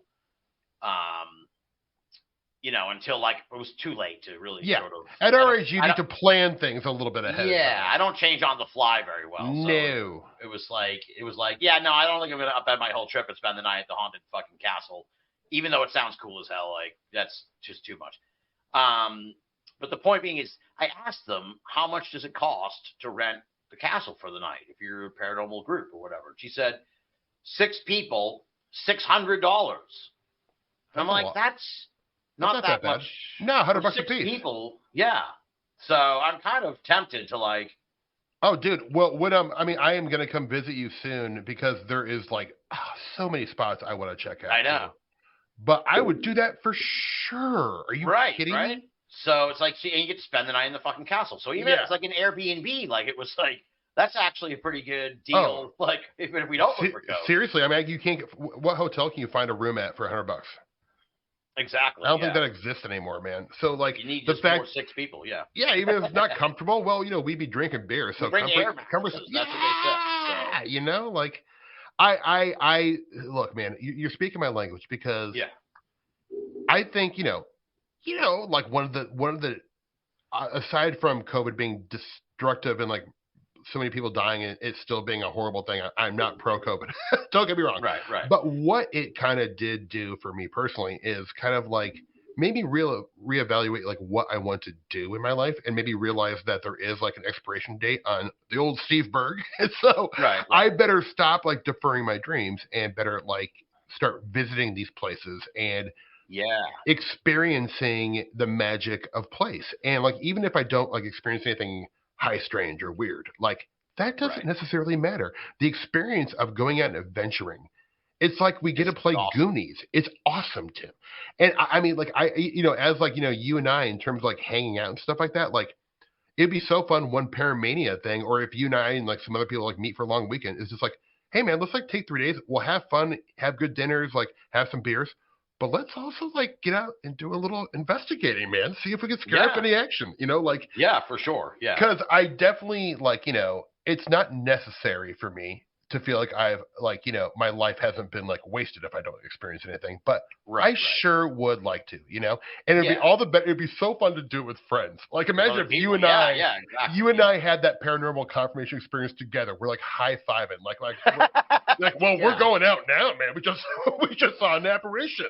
Yeah, exactly. To the bar, my friend. yeah. We're like, all right, we're out of here, ghost. Yeah. We saw you. We're going to go celebrate. I don't need to see any more. Yeah. Pop the That's all I need champagne. to see. Light the cigars up, dude. Yeah. Yeah, we'd be back. Like, we did it. That was awesome. We did it. We saw a ghost, man. Yeah. How cool. Well, I think people, and I know you're going out with the ghost hunting group, but it's like you don't need all that shit really to. You just kind of have to be there. I think so too. Yeah, I don't think I'll ever be like a gadget guy. One, because I find technology like I have patience with people, but not with inanimate objects. So I think like I would just be too frustrated all the time. But I'm excited to experience this kind of like. I think one of the guys there is like from who's going with us is like has like a Netflix ghost show. I can't remember what it's called. Wow. Okay, yeah. But they're all like pretty like experienced and they've been like on ghost hunting shows and stuff. Yeah. I think I think they're shooting this as like maybe something for their show or something for their channel or whatever. But I'm agreeing to go because it was like free and they offered. I'm like, yeah, let's do it. Yeah, no. But they're definitely, it's going to be like gadget heavy. Everyone there has experienced some crazy stuff. So I'm just going to be like this newbie on the outside who's like, hey, man, goofball, anyone want some snacks? Like, am I allowed to drink beer tonight? Or no, is it that serious? I kind of want to ask. I'm like, do I pack my cooler full of Modelo's or not? But no, I'm excited to experience like what, is like a high-tech version because I probably won't ever have that chance again unless someone. Well, yeah, exactly. No, it is informative. I think. Yeah. Yeah. See, we're like on the same boat where it's like I'm open to everything. I want to see. Oh, how are you doing that? What is that thing? Like, yep, me too. No, I don't want to use it, but yeah, I could break it or like you said, just an event. I just wouldn't. It would be like boring almost. I'd be like, all right, I don't know, is it working? The lights are going up to like orange. I'm colorblind, so I can't, Right. It's like when at first I was like, oh man, I would love to be able to like take my GoPro and shoot some video and like shoot this experience and kind of document it. But then I was like, well, they were shooting it. That's like their thing. I'm not gonna like, ask for 2 cameras to be on set or to be at this thing. But I asked them, I go, do you mind if I could write about this and kind of like, talk to you guys and write about like what we talk about, like me actually like interview you like a journalist. I'm not a journalist, people, but I do like to write and I am trying to collect some of these stories and I do write about them more for myself, but I'll probably put like a lot of these stories on my website as kind of a blog. Like, hey, this month I went on an investigation. This is what happened. This is my experience. Because I do love reading about people's personal experiences in kind of a gonzo journalism, Hunter S. Thompson way.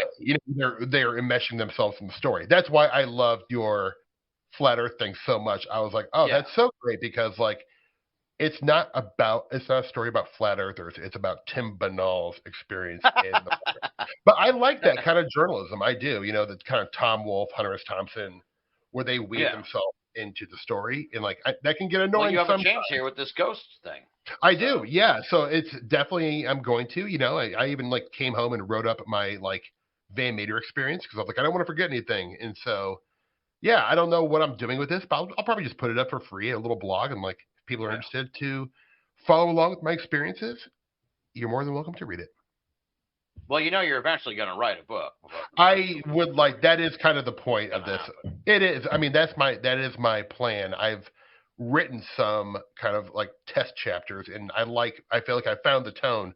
But it is one of those things where it's going to take 3 to 4 years to do because every chapter is about experiences that I'm having. I'm not going to write. It's not a research book, Okay. So I don't think I have anything to say that hasn't been said already in terms of research. It's like one man's quest to get to the bottom of Nebraska weirdness kind of. Yeah, and so the first one will be about Nebraska, like where I'm from. And then like when we go to Paramania, like I videotaped videotaped. I shot that whole thing on my GoPro. I have like 12 hours of pretty great footage. I'm going to cut that together and release some of that, but like I also want to write about that experience. Like Paramania is a great chapter, man, or 2 chapters. Yeah, for sure. So like just anything I do that's out, looking at Indian mounds in Ohio, boom, I would like to write about that. Okay, so it's not just Nebraska. It's just no. I mean, like this first kind of book I want to do is definitely all Nebraska, just because I feel like I need to get that done and off my chest. But like going forward, it's just I like writing about my experiences.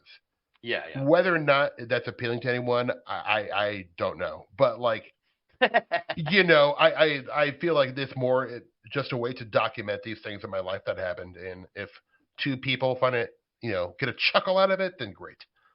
Yeah, well, at least, you gotta like, I see what you're saying, and it makes me like feel compelled. You kind of inspired me in a lot of ways, just like you got me going with Binnall of America. But it's like, I need to like write down some more of these experiences that I've had visiting places, meeting people, and getting mixed up in these different cultures and events and stuff. Because it's been an interesting journey. So. It's been like the book that inspires me that I feel like did it so well is, and obviously I can't capture the perfect, wonderful, hilarious tone of Adam Riley, but his book Happy Trails to High Weirdness.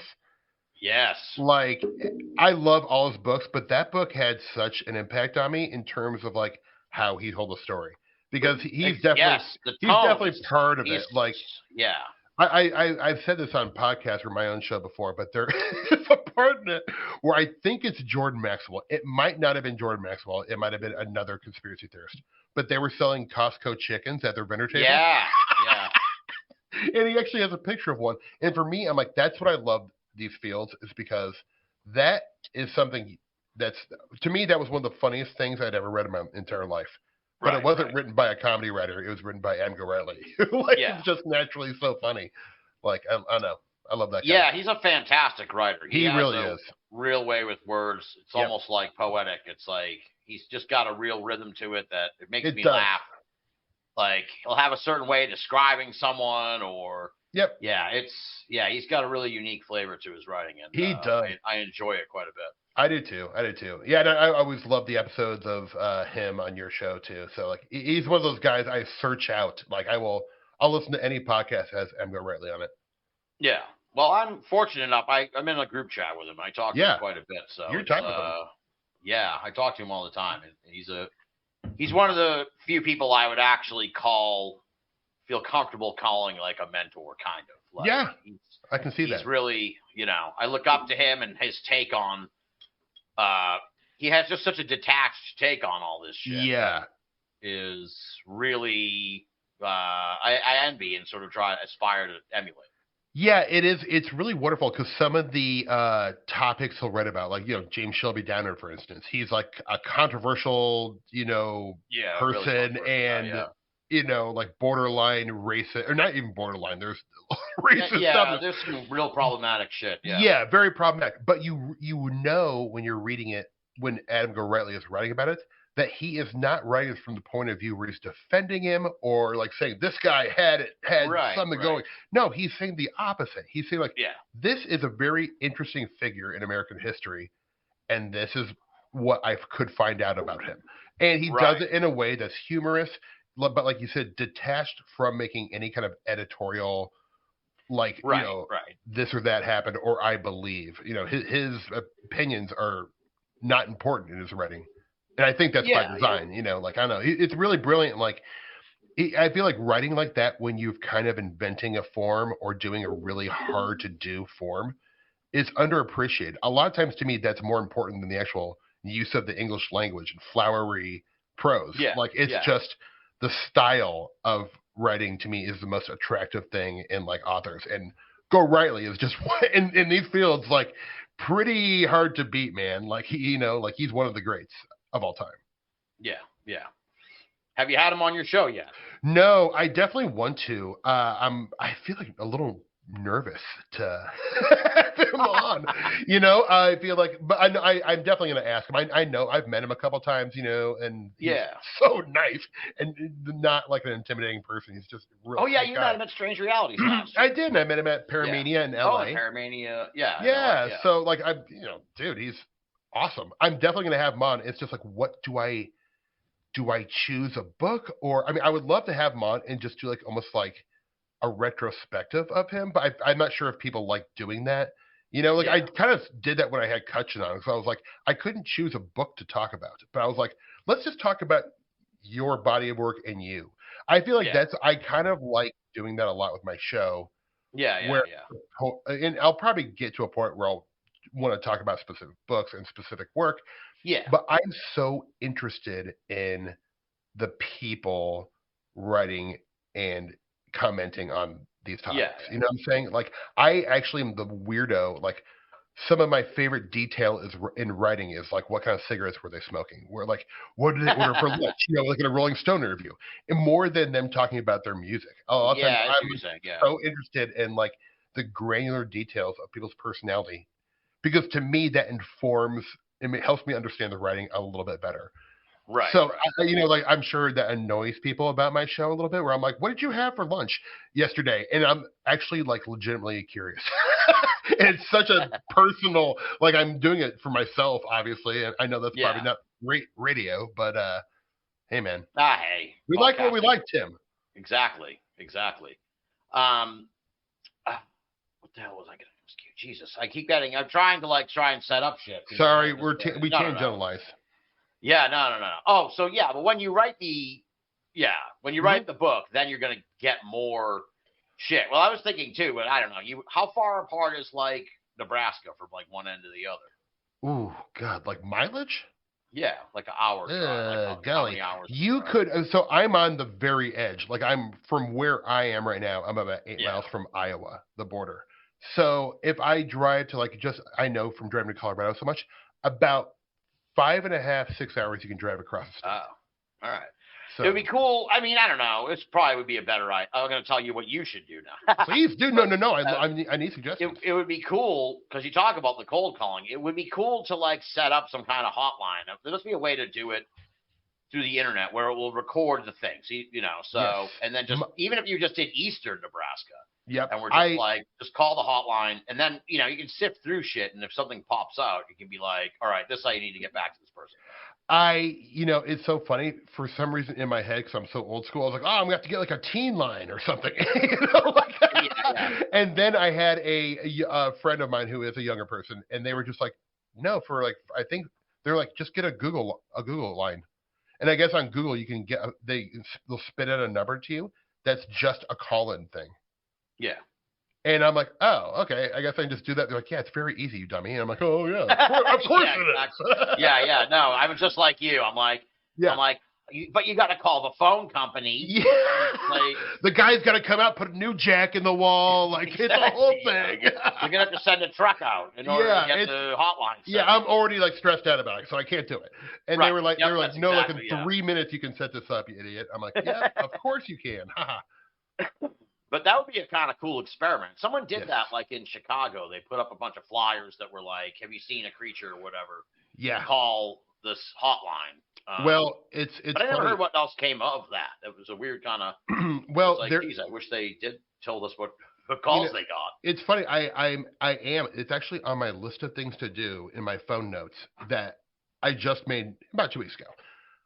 But there's this case that happened in 2014, a Bigfoot case that was my absolute favorite Nebraska Bigfoot case.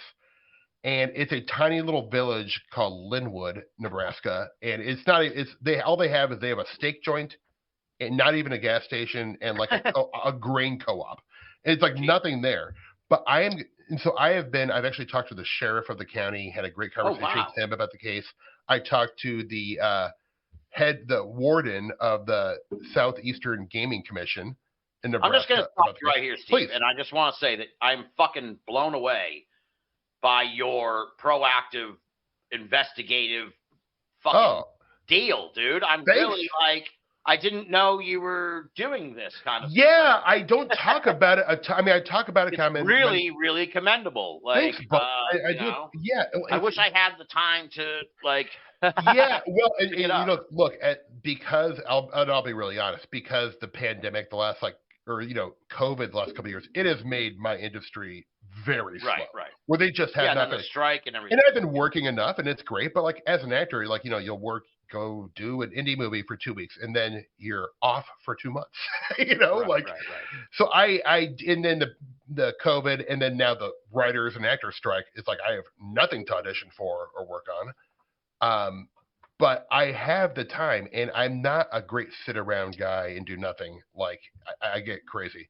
So I love this stuff. So I mean, I'm really playing John Keel in Eastern Nebraska, man. And it is it's awesome. so fun. Where I will take days where I'll wake up in the morning, make a sack lunch, a little turkey sandwich, maybe maybe a kettle chip and a bottle of water, and I will drive to a place, a cemetery where people have seen stuff, and just walk around and try to experience it. And then I'll like take little videos of myself explaining what I'm out here doing, and like that is like going to Hawaii for me. I'm having so much fun. Right. I also think living in LA for like 21 years, I was in such a massive city surrounded by so many people that I have like this like weird rural America fetish where like I want to be in rural areas all the time. No, I'm envious. I love it. Just getting back from Vermont and kind of getting back to here, and it's like I really like the mood up there a lot better, and it's it's rural too, obviously. So it's like there's something nice about it. It's just great, and my wife is super cool about it. Like sometimes we'll go take like we like to go hiking and like walking around and stuff, but I'll like say like, well, can we go walking here because there was a Bigfoot sighting in 1967 around here. It's like, of course, so I'll always kind of infuse. Yeah, I'm always trying to like go, even when I go to town for work. Like if I'm out in Atlanta for a few weeks, I will try to find every weird thing I can on my days off. It's just what I like to do for fun, so. Yeah. And people some people get a little snobby about it, but I fucking cannot recommend Atlas Obscura enough. I love Atlas Obscura. Some people are like, oh, it's on Atlas. Oh, it's like, dude, that is the best website for nice. My laptop is literally sitting on a copy of this book, which, synchronistic. Very nice. Yeah. You know what the other book is sitting on? It's actually, this is kind of weird. So I'll even show you this, but this book, and then the other book my laptop is sitting on is Go Rightly and Great Bishop's book, A for Adamski. Very nice. They fit my laptop perfect to prop it up. So I thought it was funny, ironic. We've talked about both those things in the last 5 minutes, and see that. But yeah, I highly recommend that. That's a great resource for people to check out. So you're gonna put up a website. I'm gonna get you I got you at about 2 hours. So yeah. No, whatever, man. So you're gonna get a website going. Yep. I feel like I'm telling you, dude. I'm gonna do just everything you do. I'm gonna be like, well, fucking Berg's got his website fixed. Yeah. Good. Berg put out a book. It's about time I put out that book. Like, yeah, I mean, like, don't defer your dreams, man. That is the lesson, I think. Right. Like you said. I mean, it's like, we're not promised tomorrow. So yeah, exactly. I'm trying not to put stuff off because I am I've been a procrastinator my whole life, but I'm getting better in the last couple of years. Yeah. So yeah, I'm excited about starting a website because I do love to shoot videos, and I have so much footage of what I think are pretty fun adventures. So I am going to be making those available on my website, and I will have a little blog, and I would love to have like an old school thing where there was like a place for people to chat, like maybe I'll just start like a Discord thing. There's a link, but like I can talk about this stuff all day. So if I had like a handful of people listen to my show who want to chat with me, and like, man, I'm there for them, like it sounds like right. Yeah. That's just good fun for me. So. Yeah, well, in the old days we had message boards. Yeah. They were like, well, you used to have a forum on the Binnall page. I remember going on there. Yeah, it's still there. It's just completely just like dead, so it's fine. I need to like change when I rehash the website. You'll give it a spit shine and have it back out. It'll be beautiful. Yeah. But yeah, forums were like where it was at. It was very interesting back in the day. Oh yeah. I don't know how closely you followed sort of the online scene, but yeah, it was like I did a lot. Blog comments, people like that was the place where people talked in blog comments. Yep. Then it was message boards. Yeah. Then it became social media. And like Above Top Secret was huge back in the day. I used to go. A lot of that website was not for me, but the UFO section for a long time was really good. Yeah, well, that was the good thing about Above Top Secret. It was a kind of a clearinghouse for every different topic. Yeah. So you could just jump in and but now people are on Reddit and it's all spread out. And then Discord. I don't know. I've never even been on Discord. So I don't know how anything. I've never even been on it. So I did for like a second, and I got frustrated with not knowing how to use it properly. So I was like, ah. Yeah. Yeah. Well, it's an interesting time anyway. It seems like it is. You feel like you want some new iteration of that communal communication. Maybe Discord will be it someday. I don't know, but it's like, yeah. I mean, social media is cool, but fucking Twitter is just a dumpster fire now. It is. No, there's no getting around that. It's not a happy place to be, man. Like, yeah, you could be having a great day, go on Twitter for 5 minutes, you're like, wow. And the interesting part too, though, is like, I mean, I'm sure you you have a diverse amount of interest like I do. Like, I follow some political stuff. I don't see, like, I see Twitter as like a cesspool, but then in the weird part, it's generally pretty cool. You're not seeing a lot of people like, but then if you click on one article about some political topic like gun control or trans rights or the Supreme Court or the election, and you just click on any like article that comes up in your thing, and you just like click on, and then it goes, oh no, and it's like all kinds of shitty ass people, like, and they're all at the top because of the way it's structured now. Yep, it's so fucking depressing. It's not healthy. It's just not good. I mean, like, the thing is, though, it's like, what I do think about is I have like a whole entire friend group that is, you know, kind of in the weirdo. I don't say weirdo. Yeah. I don't know, 40 community. You know, you and like 40ans, yeah. You know the guys, and like some other people. I've made some great friends who like I can't wait to get together with in real life, because like I have not had like, you know, like a lot of people to talk to about this in real life. Yeah.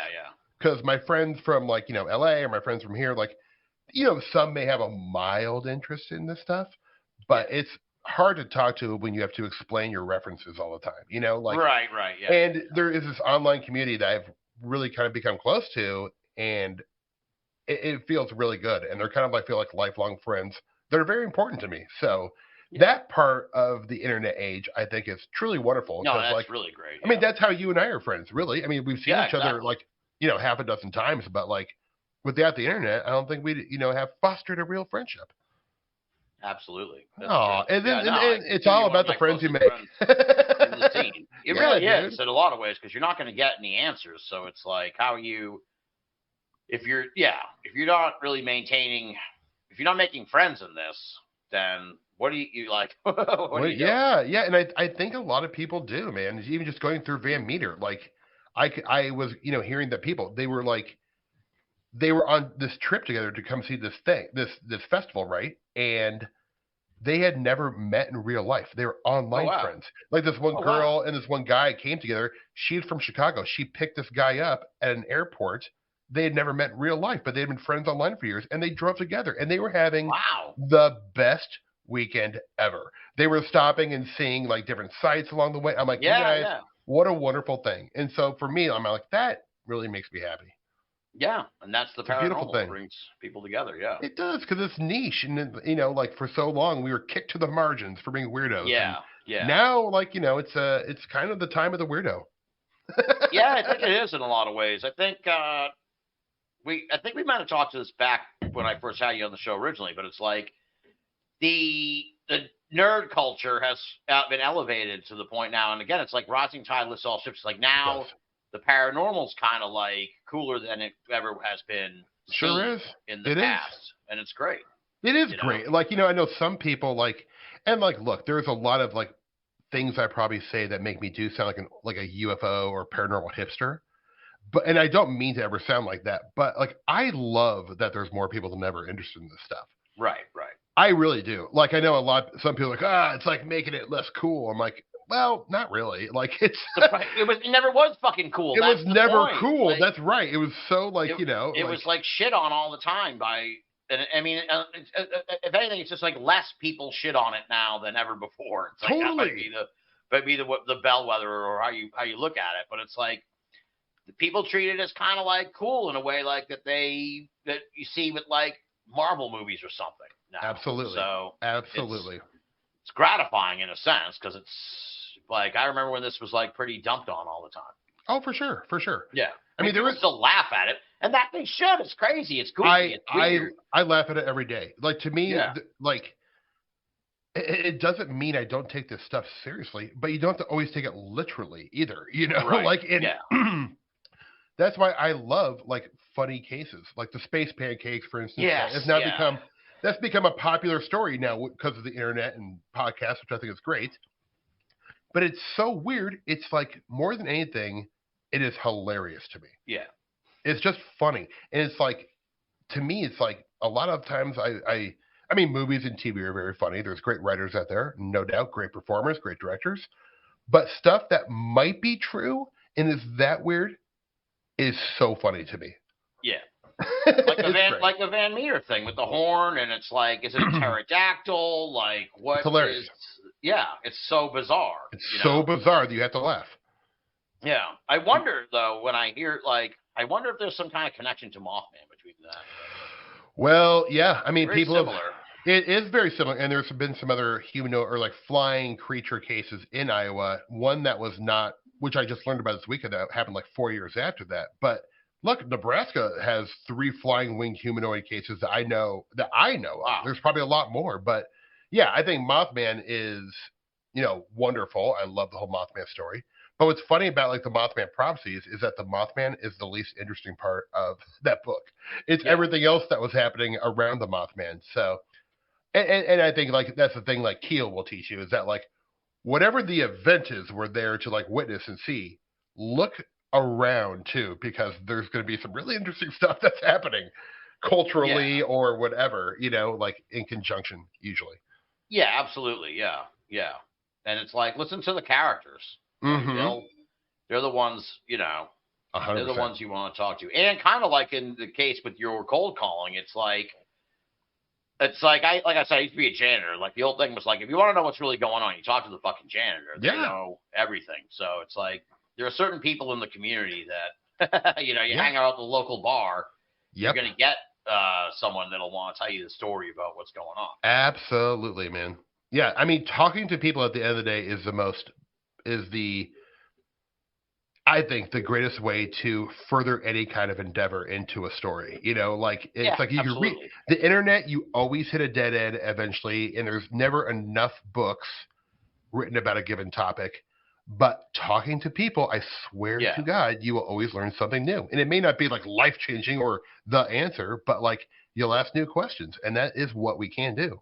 And that's a worthy goal. Like if everyone in the paranormal community, whether they're from like Dayton, Ohio, or Sacramento, or Tuscaloosa, Alabama, wherever they are, if they kind of like just took the small microcosm that they're in and really looked at it, talked to historians, librarians, and like cold called people, imagine all the new things we'd uncover. I think it would be a lot. I think it would be a ton of new stories that are great. Yeah, yeah. With all due respect to the ghost hunters out there, it's like that might be. I mean, how many fucking times do they have to like ghost hunt? Maybe try that as an endeavor. You might find new places to. I think so too. That are even more like recent or recurring, or you might find something. Yeah. You know. Because it's like, and I want to keep on talking about Nebraska. And this is the last thing I say about it. But when I moved back here, it was like the height of the pandemic, and like Hollywood was like shut down, nothing to audition for. And I was so like, I go, I got to do something. And, I'm going to play John Keel. But my original thought was like, I knew everything that had happened in Nebraska. And in my opinion, it wasn't that much. I was like, I think Nebraska's like the deadest state for the paranormal in the country for sure. And I was so wrong. Like the amount that was in like on the internet, or I mean, there's a lot of stuff on the internet I didn't know about, but in books and stuff about Nebraska, it was just a sliver of what I was able to find. So, I mean, I do believe that like there are so many stories when we think we've hit the point where we're like, we've heard all the UFO stories, heard all the Bigfoot stories. Start talking to people in small rural areas or librarians, historians, or just anyone, and you will get more stories. Yeah, absolutely. Guaranteed. Yeah, because people don't report it necessarily. Yep. They certainly don't like make enough noise where like the local media will cover it. Right. That's the kind of thing I miss too. Like I talked to Zelia Edgar back we were like last year when the show was kind of sputtering along, and I love her work. I'm so glad I got the chance to talk to her and have her on the show. And I got to get her back. Now we have you should. She's so great. all this advanced technology with her. Yeah. That last patch of shows, it was like we ran into a lot of phone problems and Right. me talking to people who were like on the internet. It was just like, this isn't working. That's kind of like what kind of killed the vibe there for the show for a while till now. And but like what I was saying to her, it's like I really love those stories, and I love what you're doing because it sounds like you're kind of tapping into this vein that no one has really, or not very many people are doing, where it's like you can kind of rely on in back in the day, something weird would happen, Flatwoods, something weird would happen in a small town. And it was like the paper would kind of get out a little bit. You don't really see that as much anymore. No. And there's a reason for that. The reason is that most small town newspapers, even like mid-range small cities, the local papers have been taken over by news aggregates. Yeah. So the majority of the paper is AP articles or stories written by someone in Chicago, yet they're writing a story about a small town in Oklahoma. You know what I'm saying? So there's usually like one or two local stories that are legitimately written by a local. Everything else, the reporters and writers aren't even from there. So local reportage in general is dying with newspapers, as newspapers dying. You know, it's horribly sad. Like it really is, because like I think that is one thing that will affect. Because like, you know, take Mary Heyer in Point Pleasant, for instance, who was, you know, the local newspaper woman who, you know, was so wildly helpful to Keel. There wouldn't be a book without her. She was a local reporter reporting the stuff. She knew everyone. She knew what people ate. She knew the predominant religion. She knew the rumors, like who was sleeping with who. That stuff, I feel, is very important when reporting on local stories. And that, unfortunately, is like a fairly lost art nowadays. And so, that is something we're kind of up against, I think, in terms of like finding modern, rural, small, local town stories. But there's ways to get them, I think. Yeah, well, part of the thing, too, is like it's a double-edged sword where every town has like probably at least one, maybe two or three fucking Facebook groups that are like just the fucking locals all getting together and talking about, you know, I'm in one for my town where it's like, hey, can anyone recommend a roofer, whatever, like, and nothing fucking weird. I'm very irritated. I'm actually pursuing this as a side project of like trying to find the weird in my fucking community, which has no weird. That you know of. I bet you're wrong about that. Exactly. I bet it does. But it has no fucking paranormal lore whatsoever. So it's like, all right, dude, this is bullshit. Because this is like a 200-year-old town.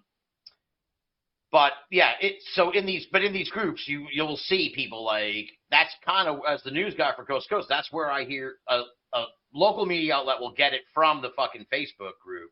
Right. You know, and then I'll find out about it, because I can't get into, you know, some random suburban, you know, Nebraskan town's fucking Facebook. You know what I mean? That would be a great way to get information if I could pull. I never thought about that. Yeah. That's a great idea. You just gave me such a good lead, though. That's awesome. I'm actually going to look into some of these small town. Where people are like, hey, my trail cam picked up a picture of this, and next thing I know, like some local media outlet will get it because someone from the Facebook group will send it to the TV station or whatever. So, but I'm 100% doing that. There you go. That's a great tip. Thank you. Well, my see, that's big for me. Look what came out of this. See, there you go. I got to run to the bathroom, and then we'll head to the end. I'll vamp. All right. Hey, everybody. You're listening to Binnall of America right now. Tim is using the restroom really quick, so I just thought I'd take this time to say, how about Tim? What a guy, right? We love him. We've listened to his show for a long time. I'm sure there's some old fans listening right now who are super psyched the show's back. So let's encourage Tim by reaching out, commenting, liking, and subscribing to his show, and keep on encouraging him to do more, because having Tim Binnall putting out content into the community, and I actually hate the word content, but I'm going to say it anyway. Putting content out into the community makes the community stronger and better.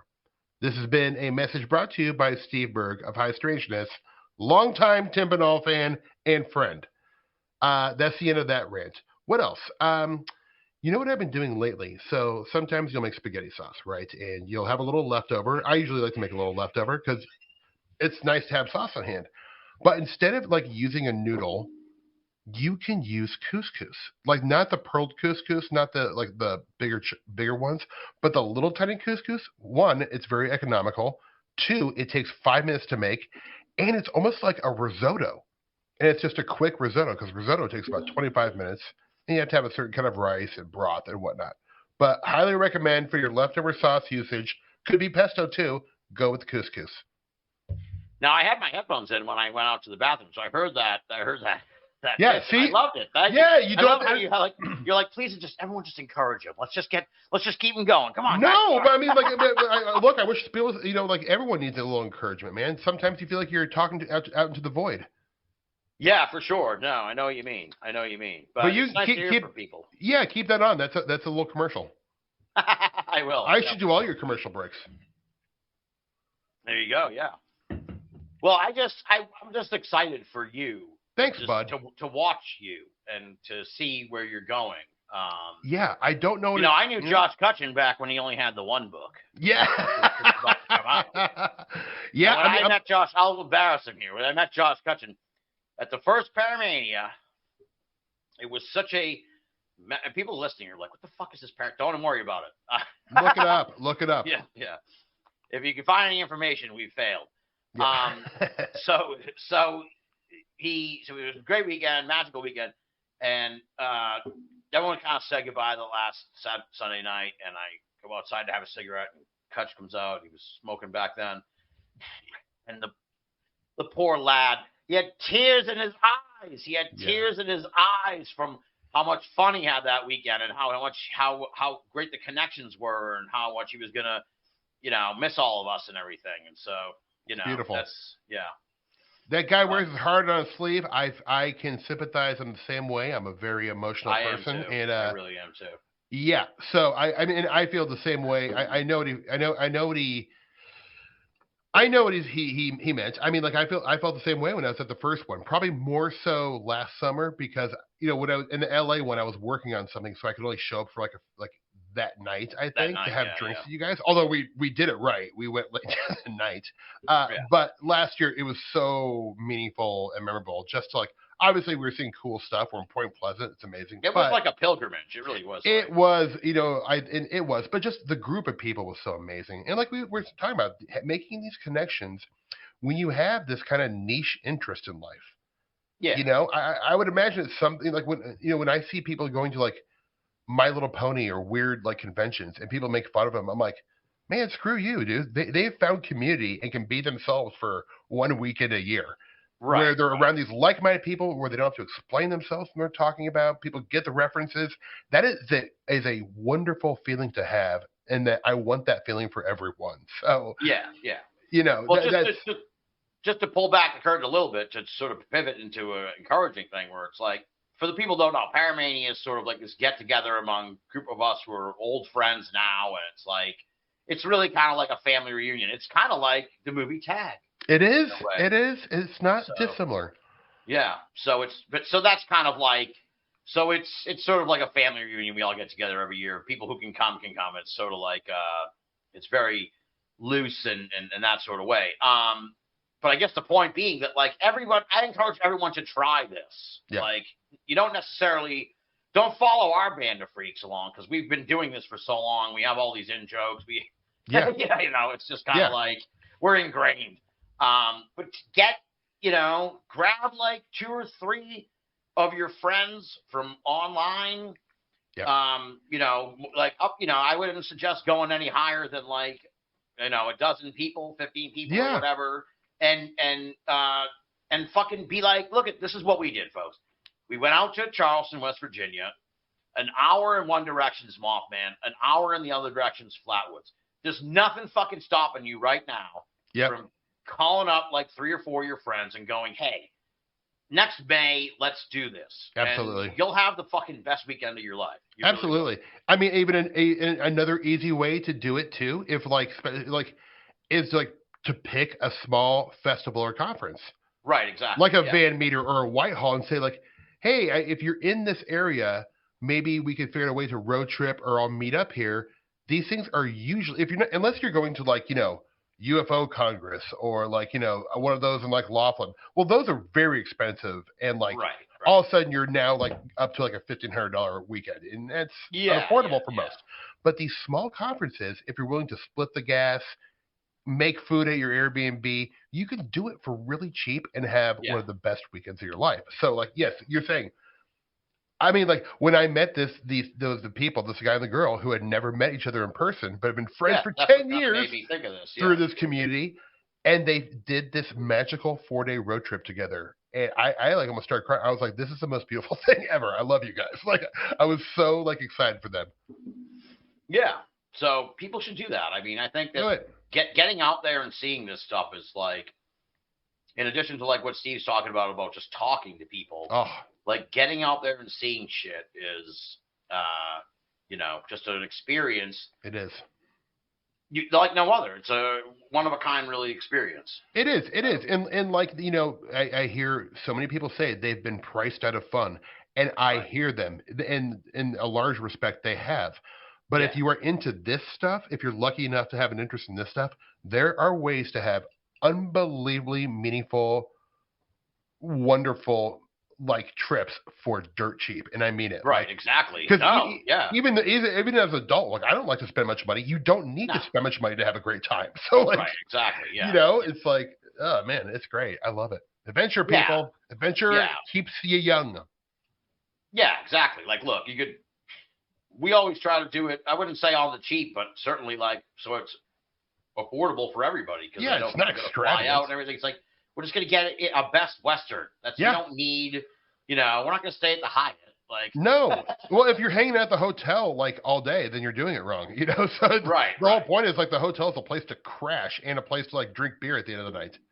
Exactly. So now on that note, we're gonna be drinking beer at the end of the night. In the first weekend of November. Yeah, we should talk about this. We should talk about this. Yeah. So anyone listening who's like, well, I wanted to be a part of that Paramania. Kutch was saying this, and I said on the Conspiranormal the other night, it's becoming sort of its own version of that as the years go by and more interesting things happen and people, like a Nashville-based gathering, a family, a group of people sort of growing together. It is. It's like, okay, so, Adam Sane and Sirfield Stevens, who host Conspiranormal, for anyone you don't know, they put on this great annual, which in my opinion is, at least for the kind of people I want to see speak, the best all year long. It's a fantastic conference. It is. It's so much work and thought into it. Kind of like we were talking about the building of the podcast playlist. It's like they really put this together with an eye on. It is, and the speakers are just like, I don't think there is a conference, at least for what I'm into. Obviously, everyone's opinion is different. But for what I'm into and how I like to, take in the phenomenon, these are the group of people I want to hear talk about it so much. So it's always like the greatest lineup. You can find it online. Timothy, I just called you. Tim Binnall is one of the speakers. He killed it last year. Was so great. I'm gonna. You were awesome too. That was your debut, I think. That was the first time I've ever done it. I was super nervous. Wow, okay. Yeah, I messed up in a lot of ways, but it was so fun. I thought you did great. Thanks, bud. I'm hard on myself. But this year, I think they've asked me to be the MC. So it is going to be a high energy paranormal party. I think y'all should come. And if you cannot make it, you can buy tickets virtually, which is actually wonderful. I did that the first year, and I had a great weekend. I honestly just sat around drinking beer and eating popcorn and pizza, like watching it. I had a great time. But if you can be there in person, you really should. Online, you can find the hotel that we're all staying at. So the wonderful thing about that is, like, if you stay at the speakers hotel, we like drink beer in the parking lot pretty late at night. It's honestly the best part. It's not the best part, but it's like so fun. It's great. Yeah, it's like tailgating. It's tailgating, man. Yeah. And yeah, it's really fun. And we did a whole Conspiranormal the other night about it. But yeah, it's for the Binnall American listeners who didn't hear that. It's like it's really so much fun, and I highly encourage people to check it out. I think it's strangerealitiesconference.com is the website. What are the dates again? We should announce them, but I'm afraid I'll say the wrong dates. Let me get it on my phone. All right, Tim's Tim's fine on the phone. I'll first weekend in November. While so Tim's fine on the phone, I'd like to sing a bar of a song that you'll all recognize. There you go.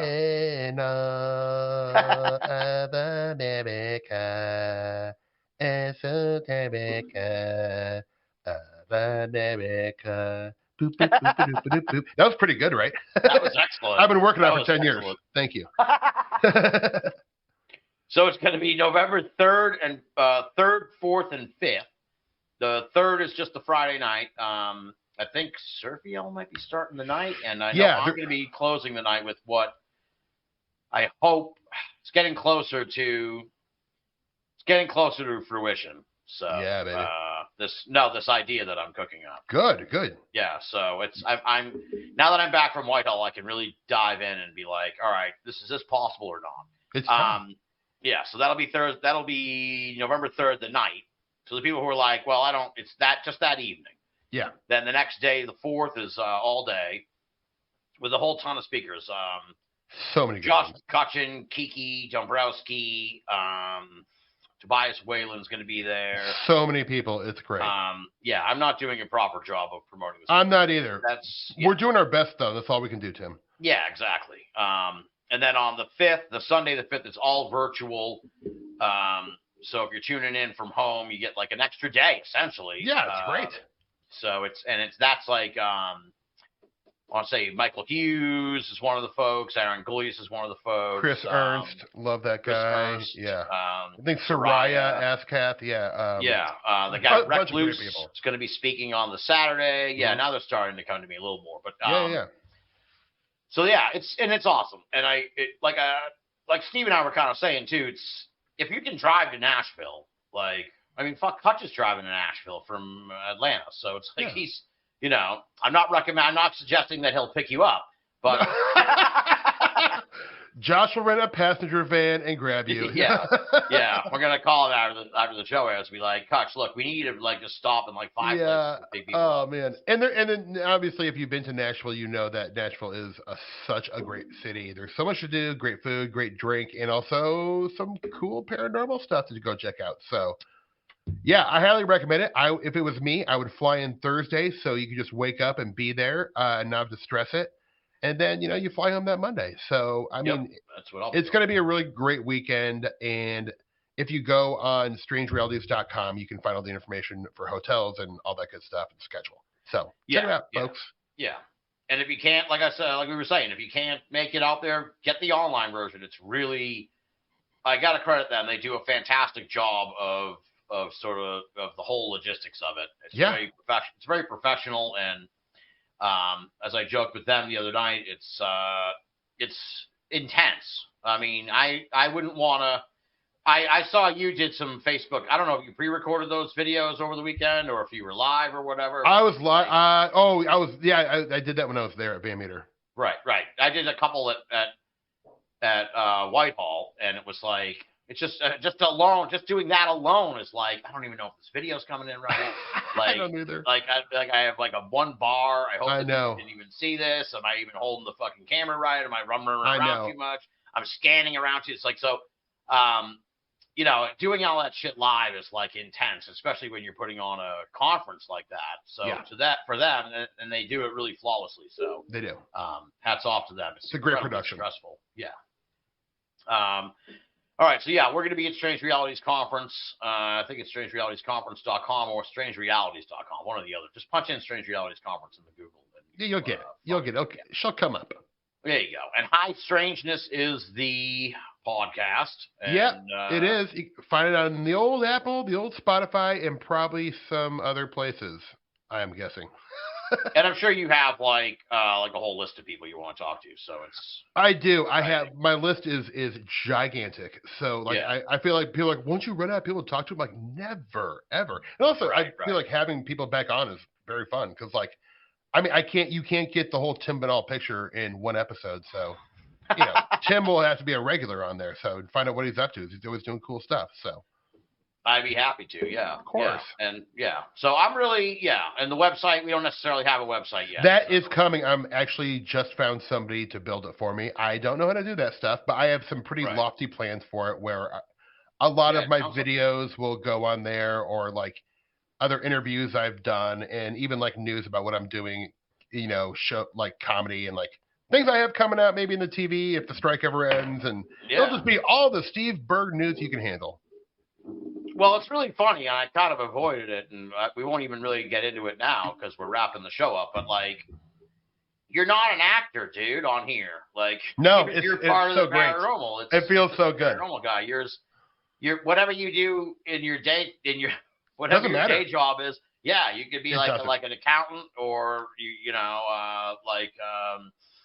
a dental assistant or whatever. Yeah. It's like that's none of my business. I don't really care what you're doing in your day. I don't either. Well, I mean, like talking about people's work after a certain point, no matter what you do, is boring. Like it's like Right, it's more interesting to talk about what they're interested in life, because it's like I am very grateful to be an actor. It is, I guess, neat. Oh, it's super cool. It's Believe me, cool, like, when but I like, hang out with Steve, I do bust out all these questions about. yeah, and like shit like that. I'm aware of like how that is perceived to be as like a neat job, but to me, it is totally just a job. And my real interest in life is this stuff. So like, Yeah. if my podcast would pay me like acting did, I would just do that. I like it more. No, I know At this point, I exactly, like it more. So Yeah. it doesn't though. I just pay That's for right. it. Yeah. No. Well, it's hard out there. It's hard, and that's fine. That's fine. I'm if my intentions were purely financial, I would be doing it in a very different way. So. No, exactly. Yeah, no, that's exactly right. Yeah, and once it becomes, I mean, look, I have a job. Obviously, I work in the paranormal, so it's like it changes the tenor of the whole thing in a way. So you get kind of like I felt like it's increased my cynicism by tenfold. Covering this. The nice thing is, though, man, because like I do feel like at the end of the day, like we're all sort of talking to the same people and sort of talking about the same stuff. But what differentiates it is like the personality of the host. Right. A lot of times, not all the time, but some of the times. And for you, like obviously you had so many great guests, and that's kind of how I found you. But eventually I was listening because I liked Tim Binnall as a host, So like, oh, thanks, man. And that's why I feel like, like we say, a rising tide lifts all ships. There's no competition in this stuff to me. Like, right. I listen to so many podcasts, and they're all about this stuff, like, and we'll all eventually talk to the same person about the same stuff, but different questions and a different vibe. Conversation. It's a different conversation, and that's what it's all about. So. Exactly. Well, I'll just say, Steve, the paranormal's better with you in it. Oh, buddy, thank you. I mean that. And thank you, dude. I appreciate that. I was excited and happy and thrilled, because it was like you were always kind of like you were just a fan, really. And it was like, Steve, I wish Steve would get more involved in all this, because he has so much to offer. And what I like about you is we kind of had similar paths in a way. I may have said this on your show, but it's like we spent a lot of time taking all this shit in before we started talking. For sure. And then it was like, so we actually kind of knew what we were talking about. Yeah. And I that's, it even like we talk about kind of like the coverage of the UFOs and stuff. And it's just like, you just see some of the things. It's like, these people haven't been around just like I've seen people come up with books now about like the UFO phenomenon, American UFO interest and stuff. And it's like, you haven't been around, man. You don't know, like, how you kind of. And they'll find out, and so, and that journey will hopefully be interesting too, of how, but like, it is one of these things where people are like, God, this guy, Richard Doty, knows everything. He's saying some really wild stuff that has to be true. I mean, I'm always like, I don't even like saying anything anymore. I'm just like, okay, well, have fun with that. You'll learn eventually. Yeah. You should probably read a book called Saucer, Spooks, and Kooks, and I'll just leave it at that. Yeah, exactly. Yeah. Like there was a whole kerfluffle like a couple of years ago about Emma Woods, and people were like, I'm just hearing about this Emma Woods thing. It's very distressing. Yeah, it's like, boy. Oh, you weren't around for that 15 years ago when it was the big scandal. So and it's not their fault, It's obviously just like age. No, it's not their fault. Yeah, but you do want to warn people, because I mean, I was warned. I mean, like especially when I was, first like dipping my toe and commenting on your show and being on your, like there was a lot of things that I thought were very valid to look into that I found were complete, dog shit. And I was so grateful to be pointed in the right direction. So. Yeah, no, I remember when I first got into this because I was like out of it for a long time when I was in college, and I got out of college, I got looked back into it, and I'm like, boy, these UFO people are really on the ball right now. It sounds like they're really, sounds like in the time I haven't looked into this topic, sounds like they've really made some progress, and this is going to break open any day now. Yeah. And it was like, surely the people, I never really looked into it, so surely these people looking for Bigfoot must be getting close to finding it. And it's like, oh man, yeah. Oh, I know. Look, when the Serpo story came out, I didn't believe it, but I was following it like, well, this might be true. I don't know, but you know, like, so yeah, it's fun to like look back and see like what you thought 10 years ago. You're like, wow. Yeah, no, it's really cool. Well, I can keep you all night, but yeah, buddy. You know, oh, it was so fun. Yeah. This was a blast. I really appreciate it. And like I said, folks, if not for Steve, you wouldn't be here in the show right now. He really has been so encouraging to get Binnall of America back up and running, and I'm having a blast doing it. And, good. And I'm looking forward to sort of taking it in different directions. And I'm like I said, I'm loving what you're doing. So I'm like following your stuff, and yeah, there's just so much. I can just see it kind of like blossoming already, and it's like, as I said, the paranormal's better with Steve Berg in it. And thanks, really dude. Well, yeah, join us at the party. It's been so far. Everyone's been very welcoming. So it really is heartening because at first I was pretty sure I was just gonna be like talking into an empty void, but like that people are like, you know, listening and getting something out of it really means a lot to me. So, and you know, luckily everyone I've asked has said yes to be on my show. So I haven't got any no's yet, which is shocking to me. But yeah, you know, it's crazy. I look back at who I've already talked to. I'm like, oh my god, like half these people are like my heroes, and like I'm like starstruck on these little Zoom calls, you know. So yeah, man, it's been great. Thank you so much, and thank you for your support and being on the show, and for all the future appearances you'll do on the show. Tim and I, absolutely. By the way, I'm going to tease this. Tim and I are going to do a Christmas special this year that you won't want to miss. So, and look, I think, like I said, Steve getting mixed up in all this is, I'm so happy about it, and because that means we're closer to the fucking movie where we go and try and find the portal. Absolutely, dude. Well, that's God, actually going to happen. Man, we should have talked about that tonight. Oh.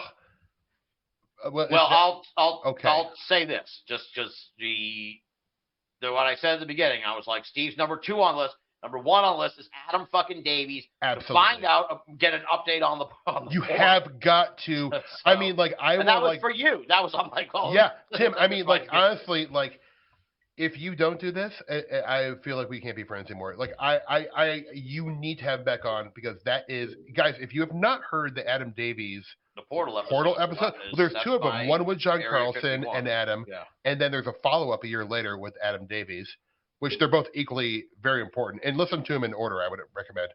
It is the most wonderful, modern, high strange case probably that I've ever heard. It's pretty spectacular. It is so wild. I mean, and I think because you've listened to the show for a long time, when you tell people the story, I found, they look at it with a certain air of like skepticism, understandably so. Of course. But when the people who heard it on Binnall of America when it aired, they were informed by years of Adam Davies as this rather buttoned down kind of like by the book. Total flesh and blood guy, not into the woo at all. Yeah. Like, yeah, I mean, like, I'm a true weirdo. I love the wooey, weird, abstract, like absurd nonsense. He is not that guy. He's like, I mean, you know, like he's out there in jungles looking for evidence of these, you know, cryptids, not like a weirdo, but his experience is as weird as it gets. Yeah. And in no way did he like pivot to weird because he thought. No. He stepped away, it seems. Like, he did your show and didn't really talk about it again. Trust me, I've looked. Yeah. So, we're hoping to get him on. We're working through the scheduling and all that. So, but yeah, that's. You know, so I don't know. We got off on another tangent. Sorry. I'm No. It's perfectly fine. So yeah. So this is just I would say this is the beginning, but the beginning was a while ago. You're now in the percolating phase of whatever the fuck Steve and I eventually put together and co-producing and raise a ruckus on. Absolutely. In some form or fashion. I have a feeling, but who knows? Yeah, it'll happen. But anyway, thank you for everything, man. I really do appreciate it. you like I said, it sounds so cheesy, but like, yeah, you really kind of like put the wind in my sails on getting the show going. I was gonna say wind beneath my wings. Let's go ahead and like say what it is. I am the wind beneath your wings. You are the wind beneath the wings. And now of the I'm revival, telling you, fly, fly. Great song, great movie. I'm not afraid to say I like beaches. Oh man. All right. On that note, thank you, man. And folks, go listen to High Strangeness after you finish this. Get it, put it in your thing, and add it to your rotation. Yeah. It's fantastic. It really is a great show. And Steve, he's been listening to my show forever. He's been listening to Greg's show forever. He's listened to a lot of great shows forever. And so he knows how to do a show. That was, I mean, that's probably the highest compliment I can give him. Thank you. Thank you. After I did your show, I was like, all right, Steve knows what he's doing. That was a really good show. Thanks, man. I'm in it's a work in progress. I'm learning as I go, so it's fun. That's how we were. So, yep. Yeah. All right, man. Thank you very much, brother. Thank you, buddy. Talk soon, man.